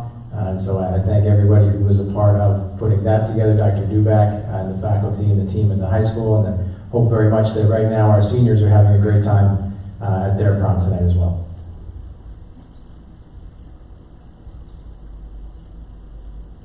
Had a chance along with Sarah, other members of the administrative team and faculty from throughout the high school to present awards at the high school awards ceremony. Last month, that again is a really special opportunity to bring the entire school together in one place at one time and celebrate their outstanding contributions to making this such a great school in areas across all aspects of the curriculum, the arts, athletics, extracurriculars. Really a wonderful, wonderful event to be a part of. So I thank Mrs. Valentine and everybody on the team that made that possible. A wonderful recognition of our students. Had a chance, again, with Dr. Blair to spend some time last week enjoying some of our PVC 8th grade change projects. Really phenomenal amounts of research that have been done there, looking to solve student-based, student-oriented problems and challenges in the world, including COVID-19's impact on mental health in young people, the pink tax, and so many other really relevant, important topics for our kids. And to get a chance to hear them present was absolutely a tremendous highlight, and just again left us with the impression of the quality of work that's happening in our classrooms, the teaching and learning that our students and teachers are a part of. So it was a privilege to get a chance to be a part of that. Also had a chance, along with several members of the board, to spend an evening here at the high school as Mr. Keen's science research students presented as part of the Science Research Symposium. So thrilled to see that program continuing to grow into next year, and incredibly impressed with the complexity and the detail of the research and the presentations that our Tiger students shared with us that evening. So I thank Mr. Keen and those students for a special night of learning, and a humbling night of learning, I would say.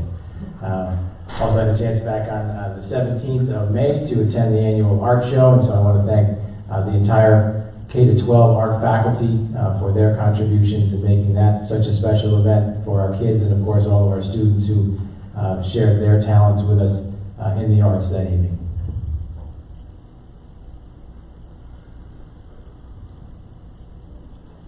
Actually today we issued a Tiger welcome to another new member of our faculty, Kristen Avilas, first grade teacher at CET. Mrs. Aviles, prior to coming here, was a teacher in Chappaqua. I had a chance to spend some time with her after having visited her classroom many, many times this year. She's an incredibly impressive first-year teacher, has a maturity and a depth to her understanding of young students, the curriculum and instruction that is rare in young teachers. Had a chance to spend a ton of time with students and parents of kids in her class, and they all rave about her. When you spend time in her classroom, you can see why.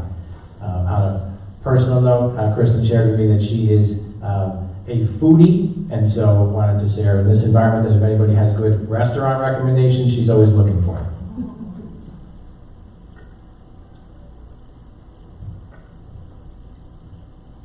And wanted to close just by sharing what I think everybody knows, that the next week is a special time for us as a school district community, and a truly unique opportunity for all of us to come together and celebrate the accomplishments of our students, our CET fourth graders as they move up to PVC, our PVC eighth graders as they move up to the high school, and our class of 2022 from the high school as they go from being Tiger students to illustrious Tiger alumni.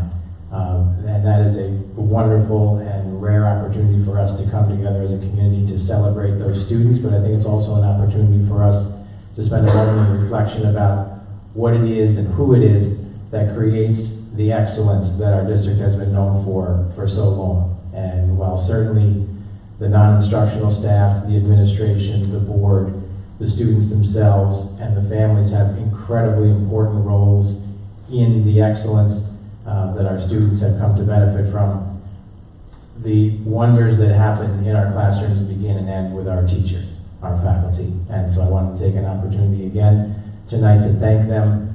They've earned our respect, our trust, and our appreciation through the work that they do every day, their professionalism, the class that they do their work with, and the experience and passion that they bring on behalf of our students. So I ask our school community, amongst all the celebrations next week, please take a moment, send a message, send an email, make a phone call to a faculty member who has made a difference in your child's life.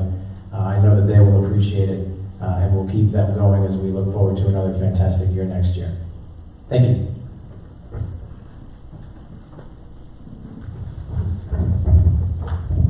Thank you very much, Superintendent Walker. Now we will begin our Code of Conduct public hearing. Recommended action that the Board of Education opens the public hearing on the proposed modifications to the Code of Conduct, Policy 5300. So moved. Second. All in favor? Aye. Opposed? Abstain? Motion carries. We have now, Madam President Neal.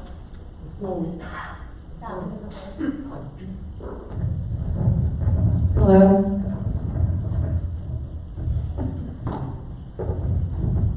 Before we open the public hearing, there's one very minor amendment or modification to the Code of Conduct that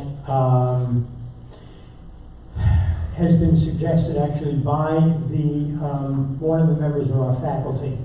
On page 6 of the Code of Conduct, we've added or propose adding language to be consistent with what is known as the New York Crown Act, which prohibits discrimination on the basis of protective hairstyles, as is defined in the law. You will see on page 6 we have written, including traits historically associated with race, such as hair texture and protective hairstyles like braids, locks, L-O-C-K-S, and twists. The word locks, L-O-C-K-S, is the word that is used in the statute, specifically in Section 11 of the Education Law, defining protective hairstyles.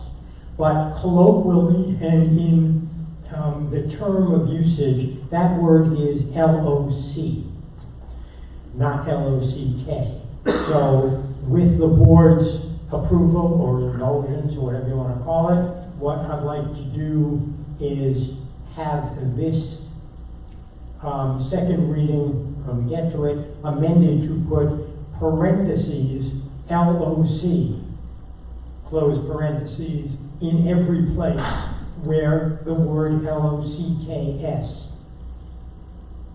But LOCS is in parentheses where LOCKS appears.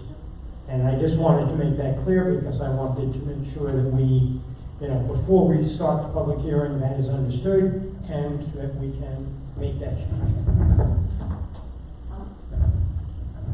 I just want to take a moment and thank Rennie McManus, the librarian at CET, who reached out to us and had the preparation to read the policy and also the foresight to want the term to match the books that are in our libraries right now. So I love that about her and I appreciate her for doing that. Thank you.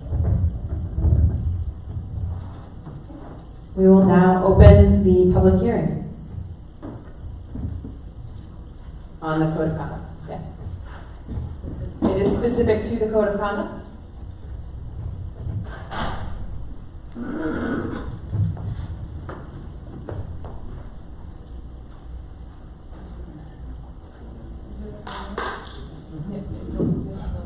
My name is Ed Riley from Truesdale Drive.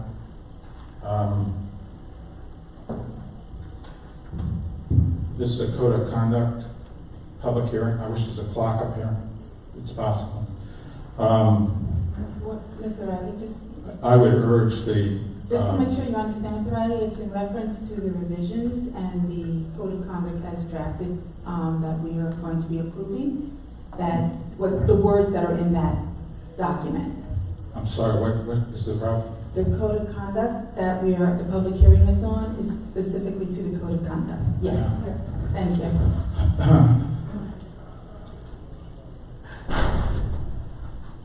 Generally, in public hearing, the members of the receiving board do not pretend to parse the words of the speaker to any degree, unless they wander way off topic, and I appreciate that. 2 items.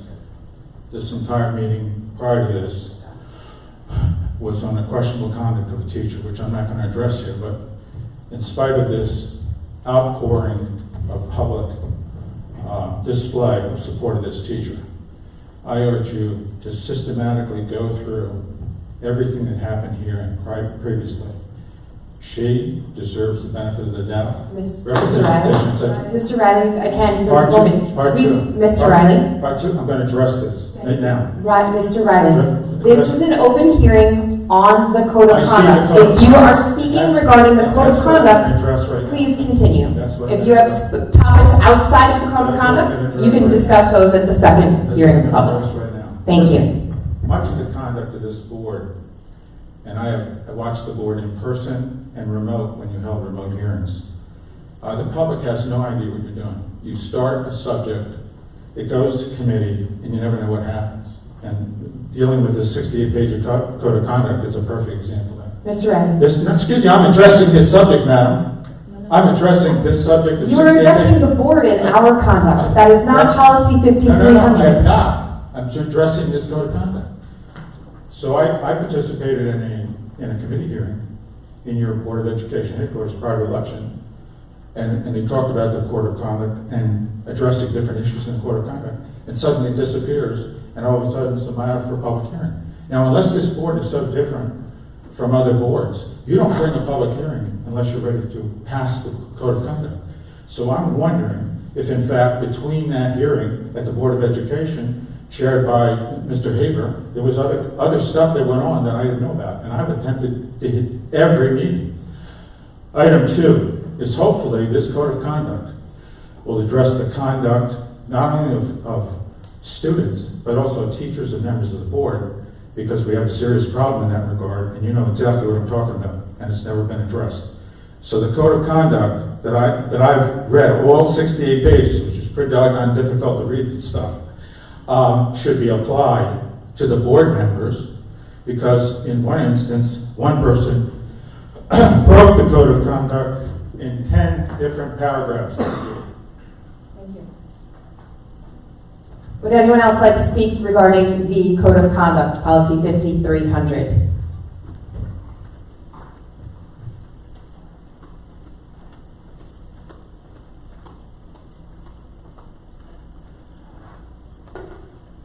Hi, I'm Lori Zavalothias. I live at 42 Lounsbury. Lori Zavalothias. I live at 42 Lounsbury, and I'm in favor of the change to making. I particularly like the restorative practices. I think that's a great idea.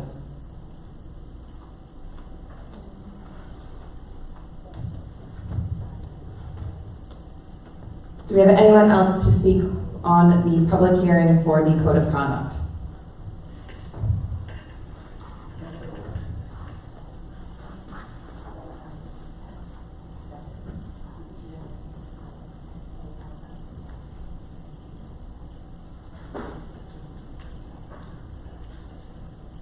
My name is Jamie Sias. I'm her second best, and she lets me live at 42 Lounsbury Road. I didn't get the chance to read the code itself, but I just did want to say that I am very appreciative that we live in a community that can see someone not just as not just their actions, but rather have the heart and the ability to know that we can be restorative as a community. And I applaud all of you. Thank you very much. Have a good night.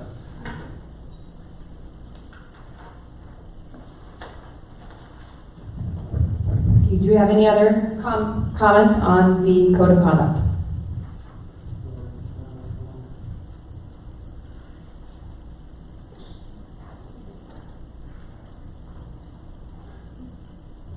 All right. Then recommended action that the Board of Education adjourns the public hearing on the proposed modifications to the Code of Conduct, Policy 5300. So moved. Second. All in favor? Opposed? Abstained? Motion carries. Recommended action that the Board of Education conducts a second hearing and adopts Policy 5300 Code of Conduct as presented with the amendments that Neil discussed. So moved. Second. On the question? I just want to say that this document, Code of Conduct, has been discussed over several meetings of the Policy Committee. It was on the agenda for first reading on the May 2nd agenda, where it was available for the public to see.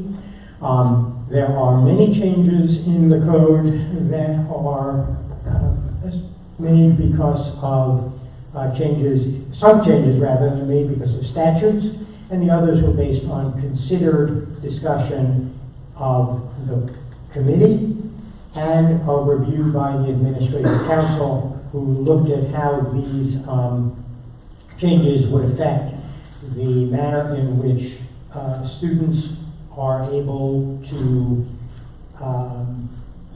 be provided restorative opportunities and will be responsible with appropriate consequences in the event there is a violation of our community standards. The Code of Conduct also applies to individuals who are visitors to our school district, school buildings, and school activities, and provides consequences that may be imposed in the event that the visitors do not follow the standards that we have set forth. I think we have I would say, a comprehensive and very forward-thinking code, which is to the benefit of everyone. And so I can answer any questions if anyone has, and I support it. Just a quick correction. You said May 2nd, the meeting was May 5th. Yeah, whatever it was, I didn't remember the date. Thank you. And I don't want to prolong the meeting, but I do want to once again thank the Policy Committee. I know how hard you work on putting together these documents and then forwarding them to the full board as well as the administration and others to comment upon, so that we're able to send you any questions, any follow-up comments we may have on them. And particularly since this is my swan song, I do want to encourage the board to continue to work and the practices that we're putting in place for restorative justice. I think our students will only benefit by having that type of a model in front of them. Thank you. All in favor? Aye. Opposed? Abstain? Motion carries. Okay, we will now move into new business. Recommended action that the Board of Education approves the resolution authorizing the per diem meal allowance for the Learning 2025 conference as presented. Second. On the question? Just so that everyone understands, we have a policy on reimbursement for travel. This is the special travel that our staff members will be going to Washington to work on the initiative, the 2025 initiative, and rather than requiring people to keep all of the little receipts and bring them in, if they get a hot dog from the food stand, we're providing a daily rate to just make their lives easier. All in favor? Aye. Opposed? Abstain? Motion carries. Recommended action that the Board of Education approves the service agreement between Croton Harmon Union Free School District and KG&D as presented. Second. On the question? All in favor? Aye. Opposed? Abstain? Motion carries. We will now move into ongoing business. Recommended action that the Board of Education approves the amended 2022-2023 Board of Education meetings calendar as presented. So moved. Second. On the question? It's just to note that we are changing the date of our reorganization meeting to July 13, 2022. All in favor? Aye. Opposed? Abstain? Motion carries. We will now move into instructional personnel recommendation. Recommended action. Be it resolved that the Board of Education, upon the recommendation of the Superintendent of Schools, hereby appoints Nicole Kelly as a 1.0 FTE Middle School Building Assistant Principal, Middle School Assistant Principal tenure area, at the Pierre Van Cortlandt Middle School at a salary of $155,000. Ms. Kelly is appointed to a 4-year probationary term as a middle school building assistant principal, commencing on June 27, 2022, and probationary term ending on June 26, 2026. In order to be eligible for appointment to tenure, said assistant principal must receive at least 3 APPR ratings of effective or highly effective, pursuant to Article 3012D of the Education Law, during the 4-year probationary term, and may not receive an ineffective rating in the final year of probation. Ms. Kelly has certification as a building school leader. So moved. Second. On the question? All in favor? Aye. Opposed? Abstain? Motion carries. Ms. Kelly.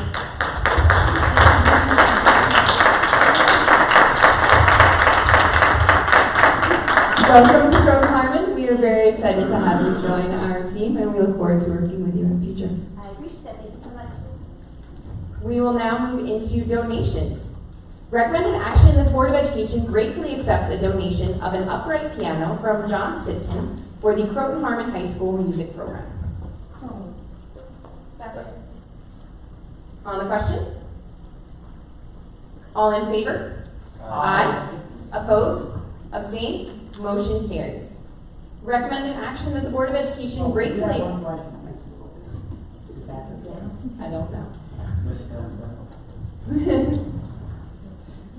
Certainly not. We haven't moved They must be presumptuous. Recommended action that the Board of Education gratefully accepts a donation of $4,000 from the Richard Albert Family Foundation as a contribution to a scholarship at Croton Harmon High School. On the question? Do we have any information regarding Richard Albert or the Family Foundation? Of course. Richard Albert was passed away, but he was a realtor in the community. He's actually, he had his offices where the Green Growler is now. And for many years of his life, and I guess his family foundation thereafter, have provided scholarship funds for one or more high school scholarships that will be given to graduating seniors. I guess this is in his memory from the foundation, but I don't know if they call it in his memory, but certainly I would say that's what it's for. All in favor? Aye. Oppose? Abstain? Motion carries. We will now move into the consent agenda. The board recommended action that the Board of Education approves all items on the consent agenda. So moved. On the question? Trustee Haber pointed out that item 8.4, thank you.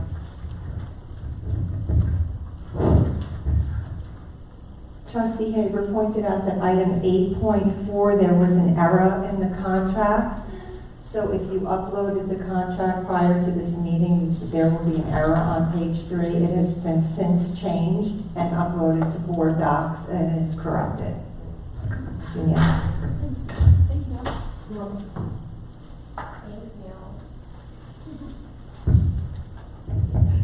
All in favor? Aye. Oppose? Abstain? Motion carries. We will now move into the close of the meeting.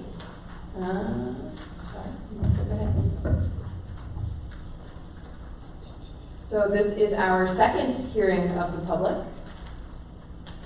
If we have any public left who would like to speak, you can come up to the podium. Yeah.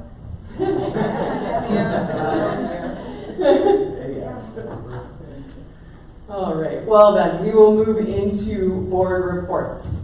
So we'll start off with audit committee.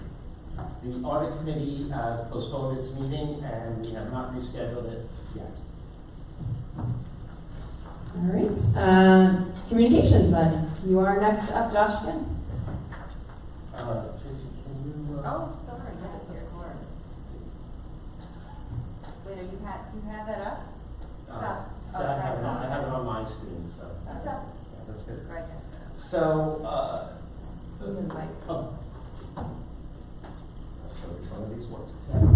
approximately, I'm going to say a few months ago because I don't remember actually how many months ago it was.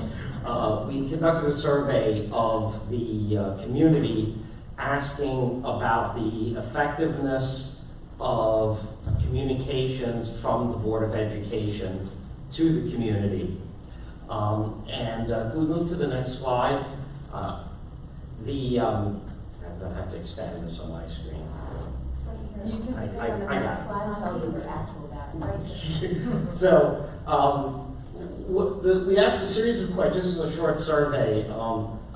And the first question that we asked was about the frequency of communications from the board.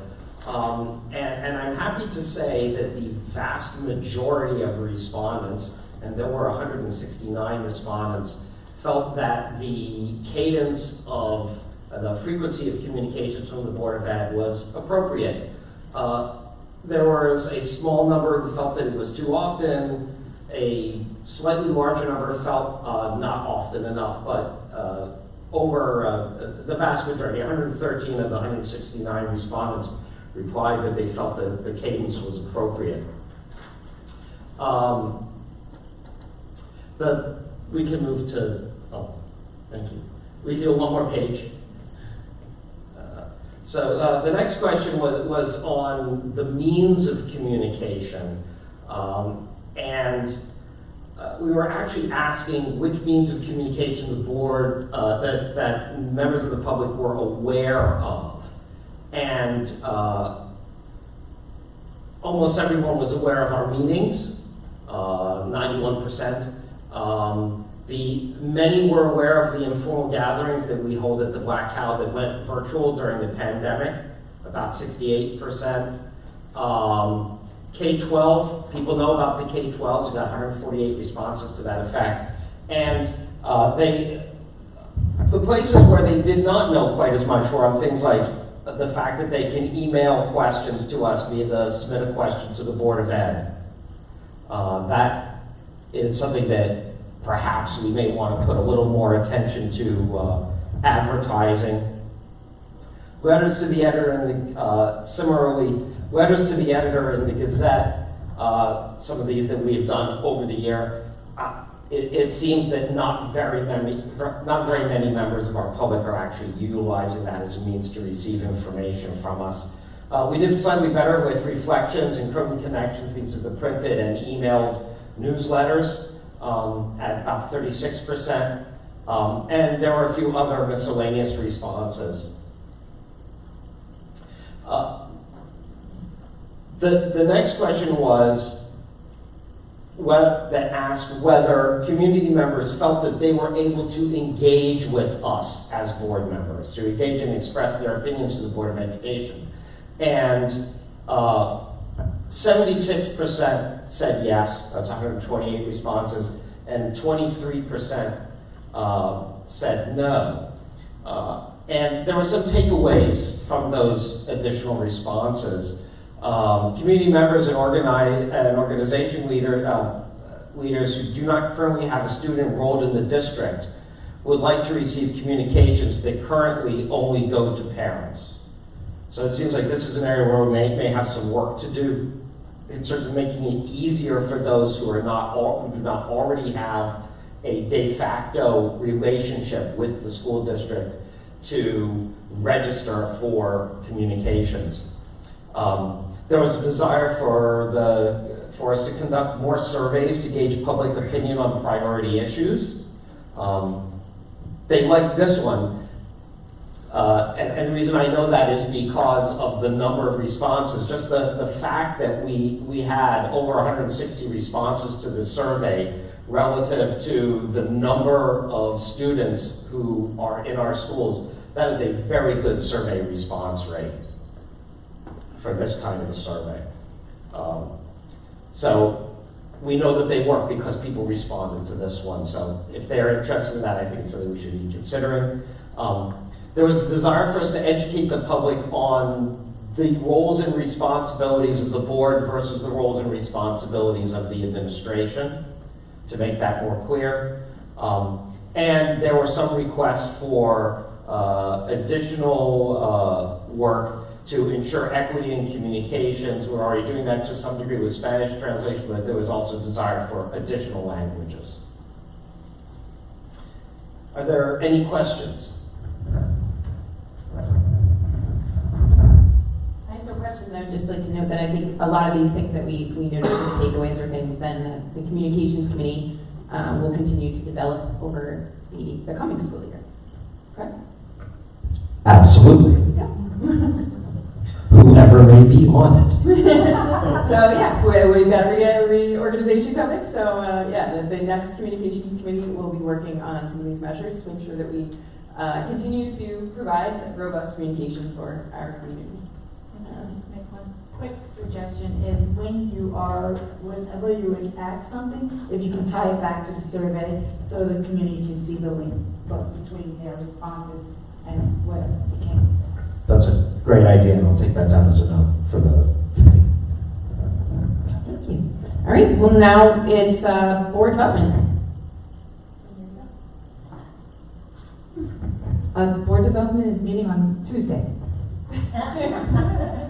I believe everyone saw from Mary, she had sent out for examples of board evaluations that the board can start looking at to determine how you want to do a self-evaluation of the board and its effectiveness as a leadership member team. And I think that's really all that we have for right now. All right, and then last policy committee. Well, oh, I'm sorry. Neil will speak on behalf of advocacy. Well, there we go. Neil's gonna get it. so, on advocacy, Monday, after we met, I attended the Westchester Putnam School Board Association Legislative Action Committee. The topics of discussion at that committee, during that committee session, and there were not a lot of people there, but were what resolutions are different districts considering for putting to the NISBA House of Delegates at the business meeting in October.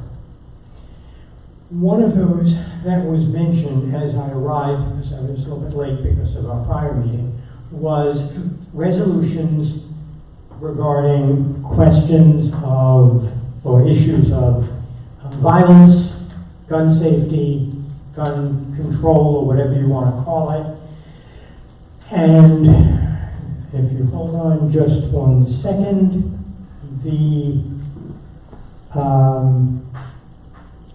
one of the districts talked about, or a couple of districts said that was something they wanted to look into to prepare a resolution, which of course would be considered by all members of NISBA, and we will see if such a resolution comes up.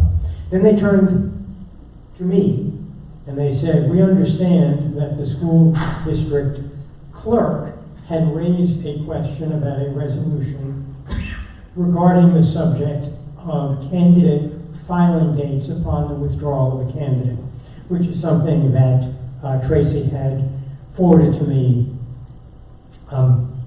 before that meeting. I will tell you that I had a basic issue on that because I think the Advocacy Committee would just like to know whether the board feels it is appropriate for us to go forward and try to put something together, is that right now the deadline for the filing of petitions is 29 days before Election Day. And the deadline for sending out military ballots is 25 days. It takes about 2 weeks to print the ballots for the machines. Probably takes that amount of time for districts to print ballots if they're going to print them separately for absentee or military ballots. But Tracy has informed me that we just make them in-house so we don't have to send them out to a printer. What the law provides is that if a candidate withdraws, there is a period of time to reopen the petition, I believe it's 10 days, to allow others to petition for that election, which obviously, if petitions are due 29 days before and somebody withdraws, let us say 17 days before, and then you have 10 days for candidates to repetition or to try to fill, quote, the vacancy, you then have a situation in which it gums up the works for printing, it gums up the works for sending out absentee ballots. And so the suggestion is to ask the legislature to amend the education law, section 2018, to deal with that issue. Attending that meeting from NISBA was someone from their program resource department who I have contacted, and I have asked NISBA to do some research on the historical, the history of that section, which I believe was adopted in 1937, if not earlier. And finding out what that entails will help in the crafting of a resolution. I will also note that small city school districts, like Rye, for example, or Poughkeepsie, they have a whole different schedule, which has even less time between the date of petitions due and the date of the election. So if the board would like us as a district to pursue the preparation of a resolution to submit to NISBA, deadline is August 1st at 5 p.m., we can do that, and whoever's on the advocacy committee after reorganization, can pick it up and the advocacy committee can work on it beforehand. So that's really a thumbs up, thumbs down, and I'm not done with my report. So, but I just, right now, I guess I would just ask on behalf of, The thumbs up, thumbs down on that one? on that one. Are we all good? Yeah. Your suggestion is to remove that opportunity or to short, like what is that? I'm not sure what that suggestion is going to be, and obviously we'll bring it back to the board, because the board is going to have to approve it. Because the original idea that was proposed is that if there are already 3 candidates, or even 2 candidates for 2 positions, let us say, we should not reopen. That's the original suggestion. I don't know if that's something that the advocacy committee would propose, or we would propose setting a shorter deadline for filing of petitions, or whatever works logistically and with fairness. I will note, by the way, that I've tried to find out what happens in municipal and other elections, and if the candidate withdraws, unless the candidate is put forth by a party, either after a primary or if there is no primary, in that situation, the committee, Democrat, Republican, Working Families, whomever, they have the ability to present a replacement.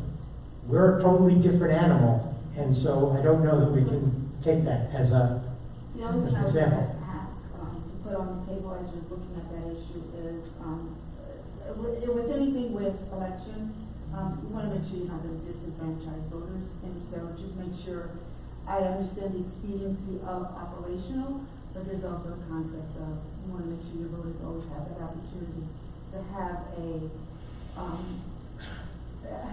candidates that they can consider. And Sure. whether or not, even if there's only 2 seats open, and you already have 2 candidates, that may not necessarily meet the spirit of what we want in a fair and equal election. So that's the only thing I want to throw out there to be mindful of, is we don't want to disenfranchise voters. Well, we had actually discussed that in the Legislative Action Committee, and just to say, you will recall that I think it was 2 years ago, or 3 years ago, we had a situation where a candidate withdrew the day before the election day, and what happens? You have absentee, you have write-in ballots. I know, and I'm just saying, I just want to Yeah. make sure that as you're looking at the resolution, Sure. that's it. Yeah. I got it myself. So the other thing that there's talk about after that was the subject of electric vehicles. And whether or not there is some advocacy that districts at all, or districts in our community would, in our region, would want to ask NISBA to take a position on with respect to electric vehicles and funding or rules or whatever it may be, given the fact that we now have, by legislation, a mandate to not purchase fossil fuel or internal combustion vehicles after 2025 and have 2027 and have a completely electric fleet by 2035. So Scott Levy, who is the president of the Westchester Putnam School Board Association from Byram Hills, said that was something he was interested in looking into, and with the board's indulgence, I said I would be willing to work with him to try to craft an appropriate resolution to be submitted by one or both boards, if that's okay with everybody. Okay.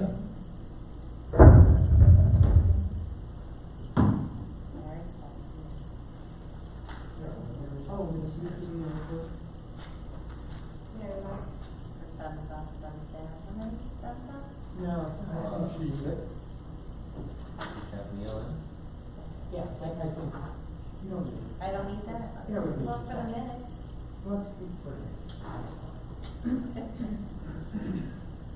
Did you ever do policy? Policy. We just did the last of all the policies. There's lots more work to do, but it's not going to happen It'll happen after. until July 1st, or till after reorg. Well, thank you very much for everybody's board reports. So that means we are moving into polling of the board. I'm going to hop in real quick with just a brief request. Speaking a little bit about Westput. Westput's survey is out right now regarding the programs and the things that we would like to see for the coming year. So I would encourage my fellow board members to make sure that you fill out that survey, complete it, because I think with the busyness of the year, the response rate is not as high as it could be. So please fill out your survey. That's fine. Anyone else for polling the board? Neil? I had something that went out of my head, and that's not. Next time. I'm just kidding. Does anyone else have anything for polling? Yeah. We'll give Neil a moment to think.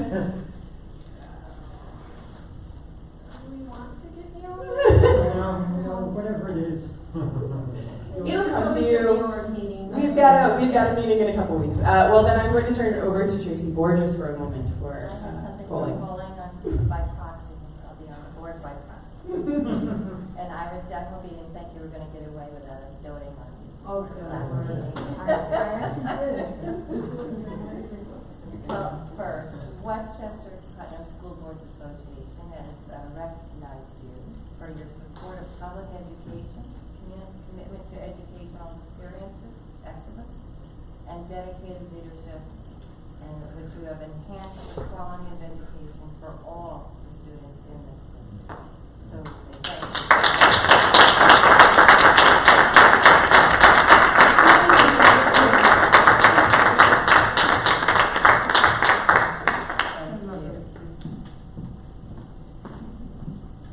And second, we want to say thank you for your 9 years of service as a board trustee, president 3 times, vice president twice, I believe.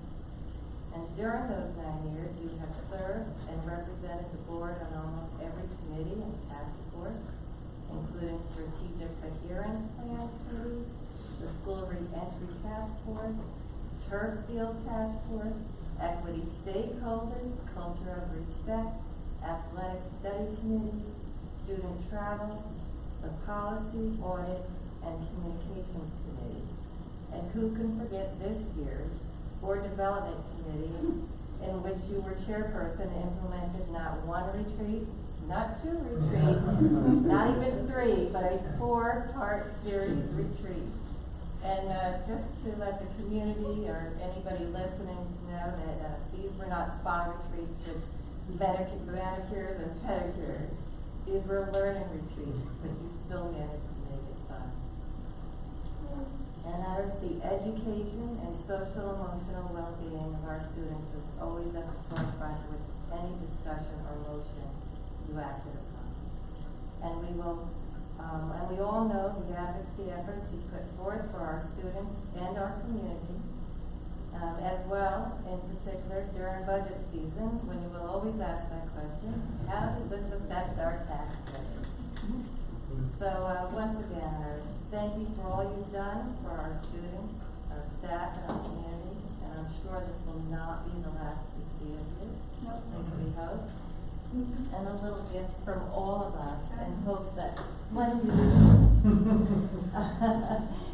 you look at it, you'll always remember fond times here.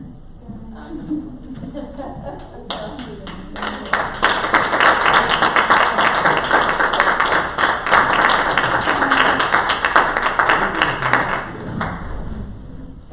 just want you to know, I actually am the one who's fortunate, because I have check it out, yeah. I am the one.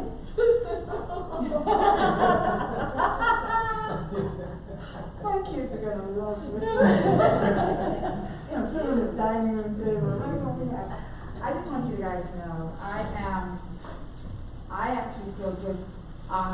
to have been able to work for this community. You guys have heard me say this spiel 1,000 times. It's every single kid, every single day.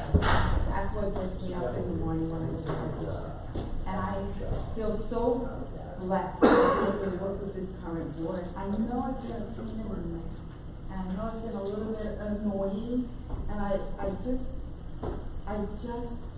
want the love for this district to always be evident to the community, so that when they see you, they go, it's going to be okay. Tonight was not our normal board meeting deal, but what we heard here tonight was our community, but more important, our students and our staff.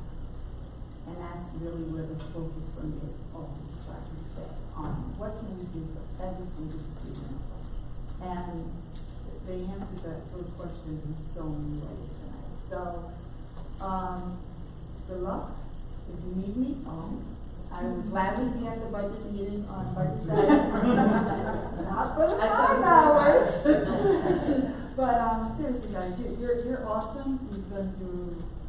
You're gonna have so many great adventures together, and have fun with it. It's an awesome job that we get to do.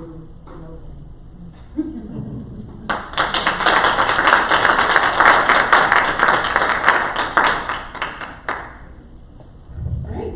Anybody else for polling? All right. It didn't come to us, so I'm just going to move on.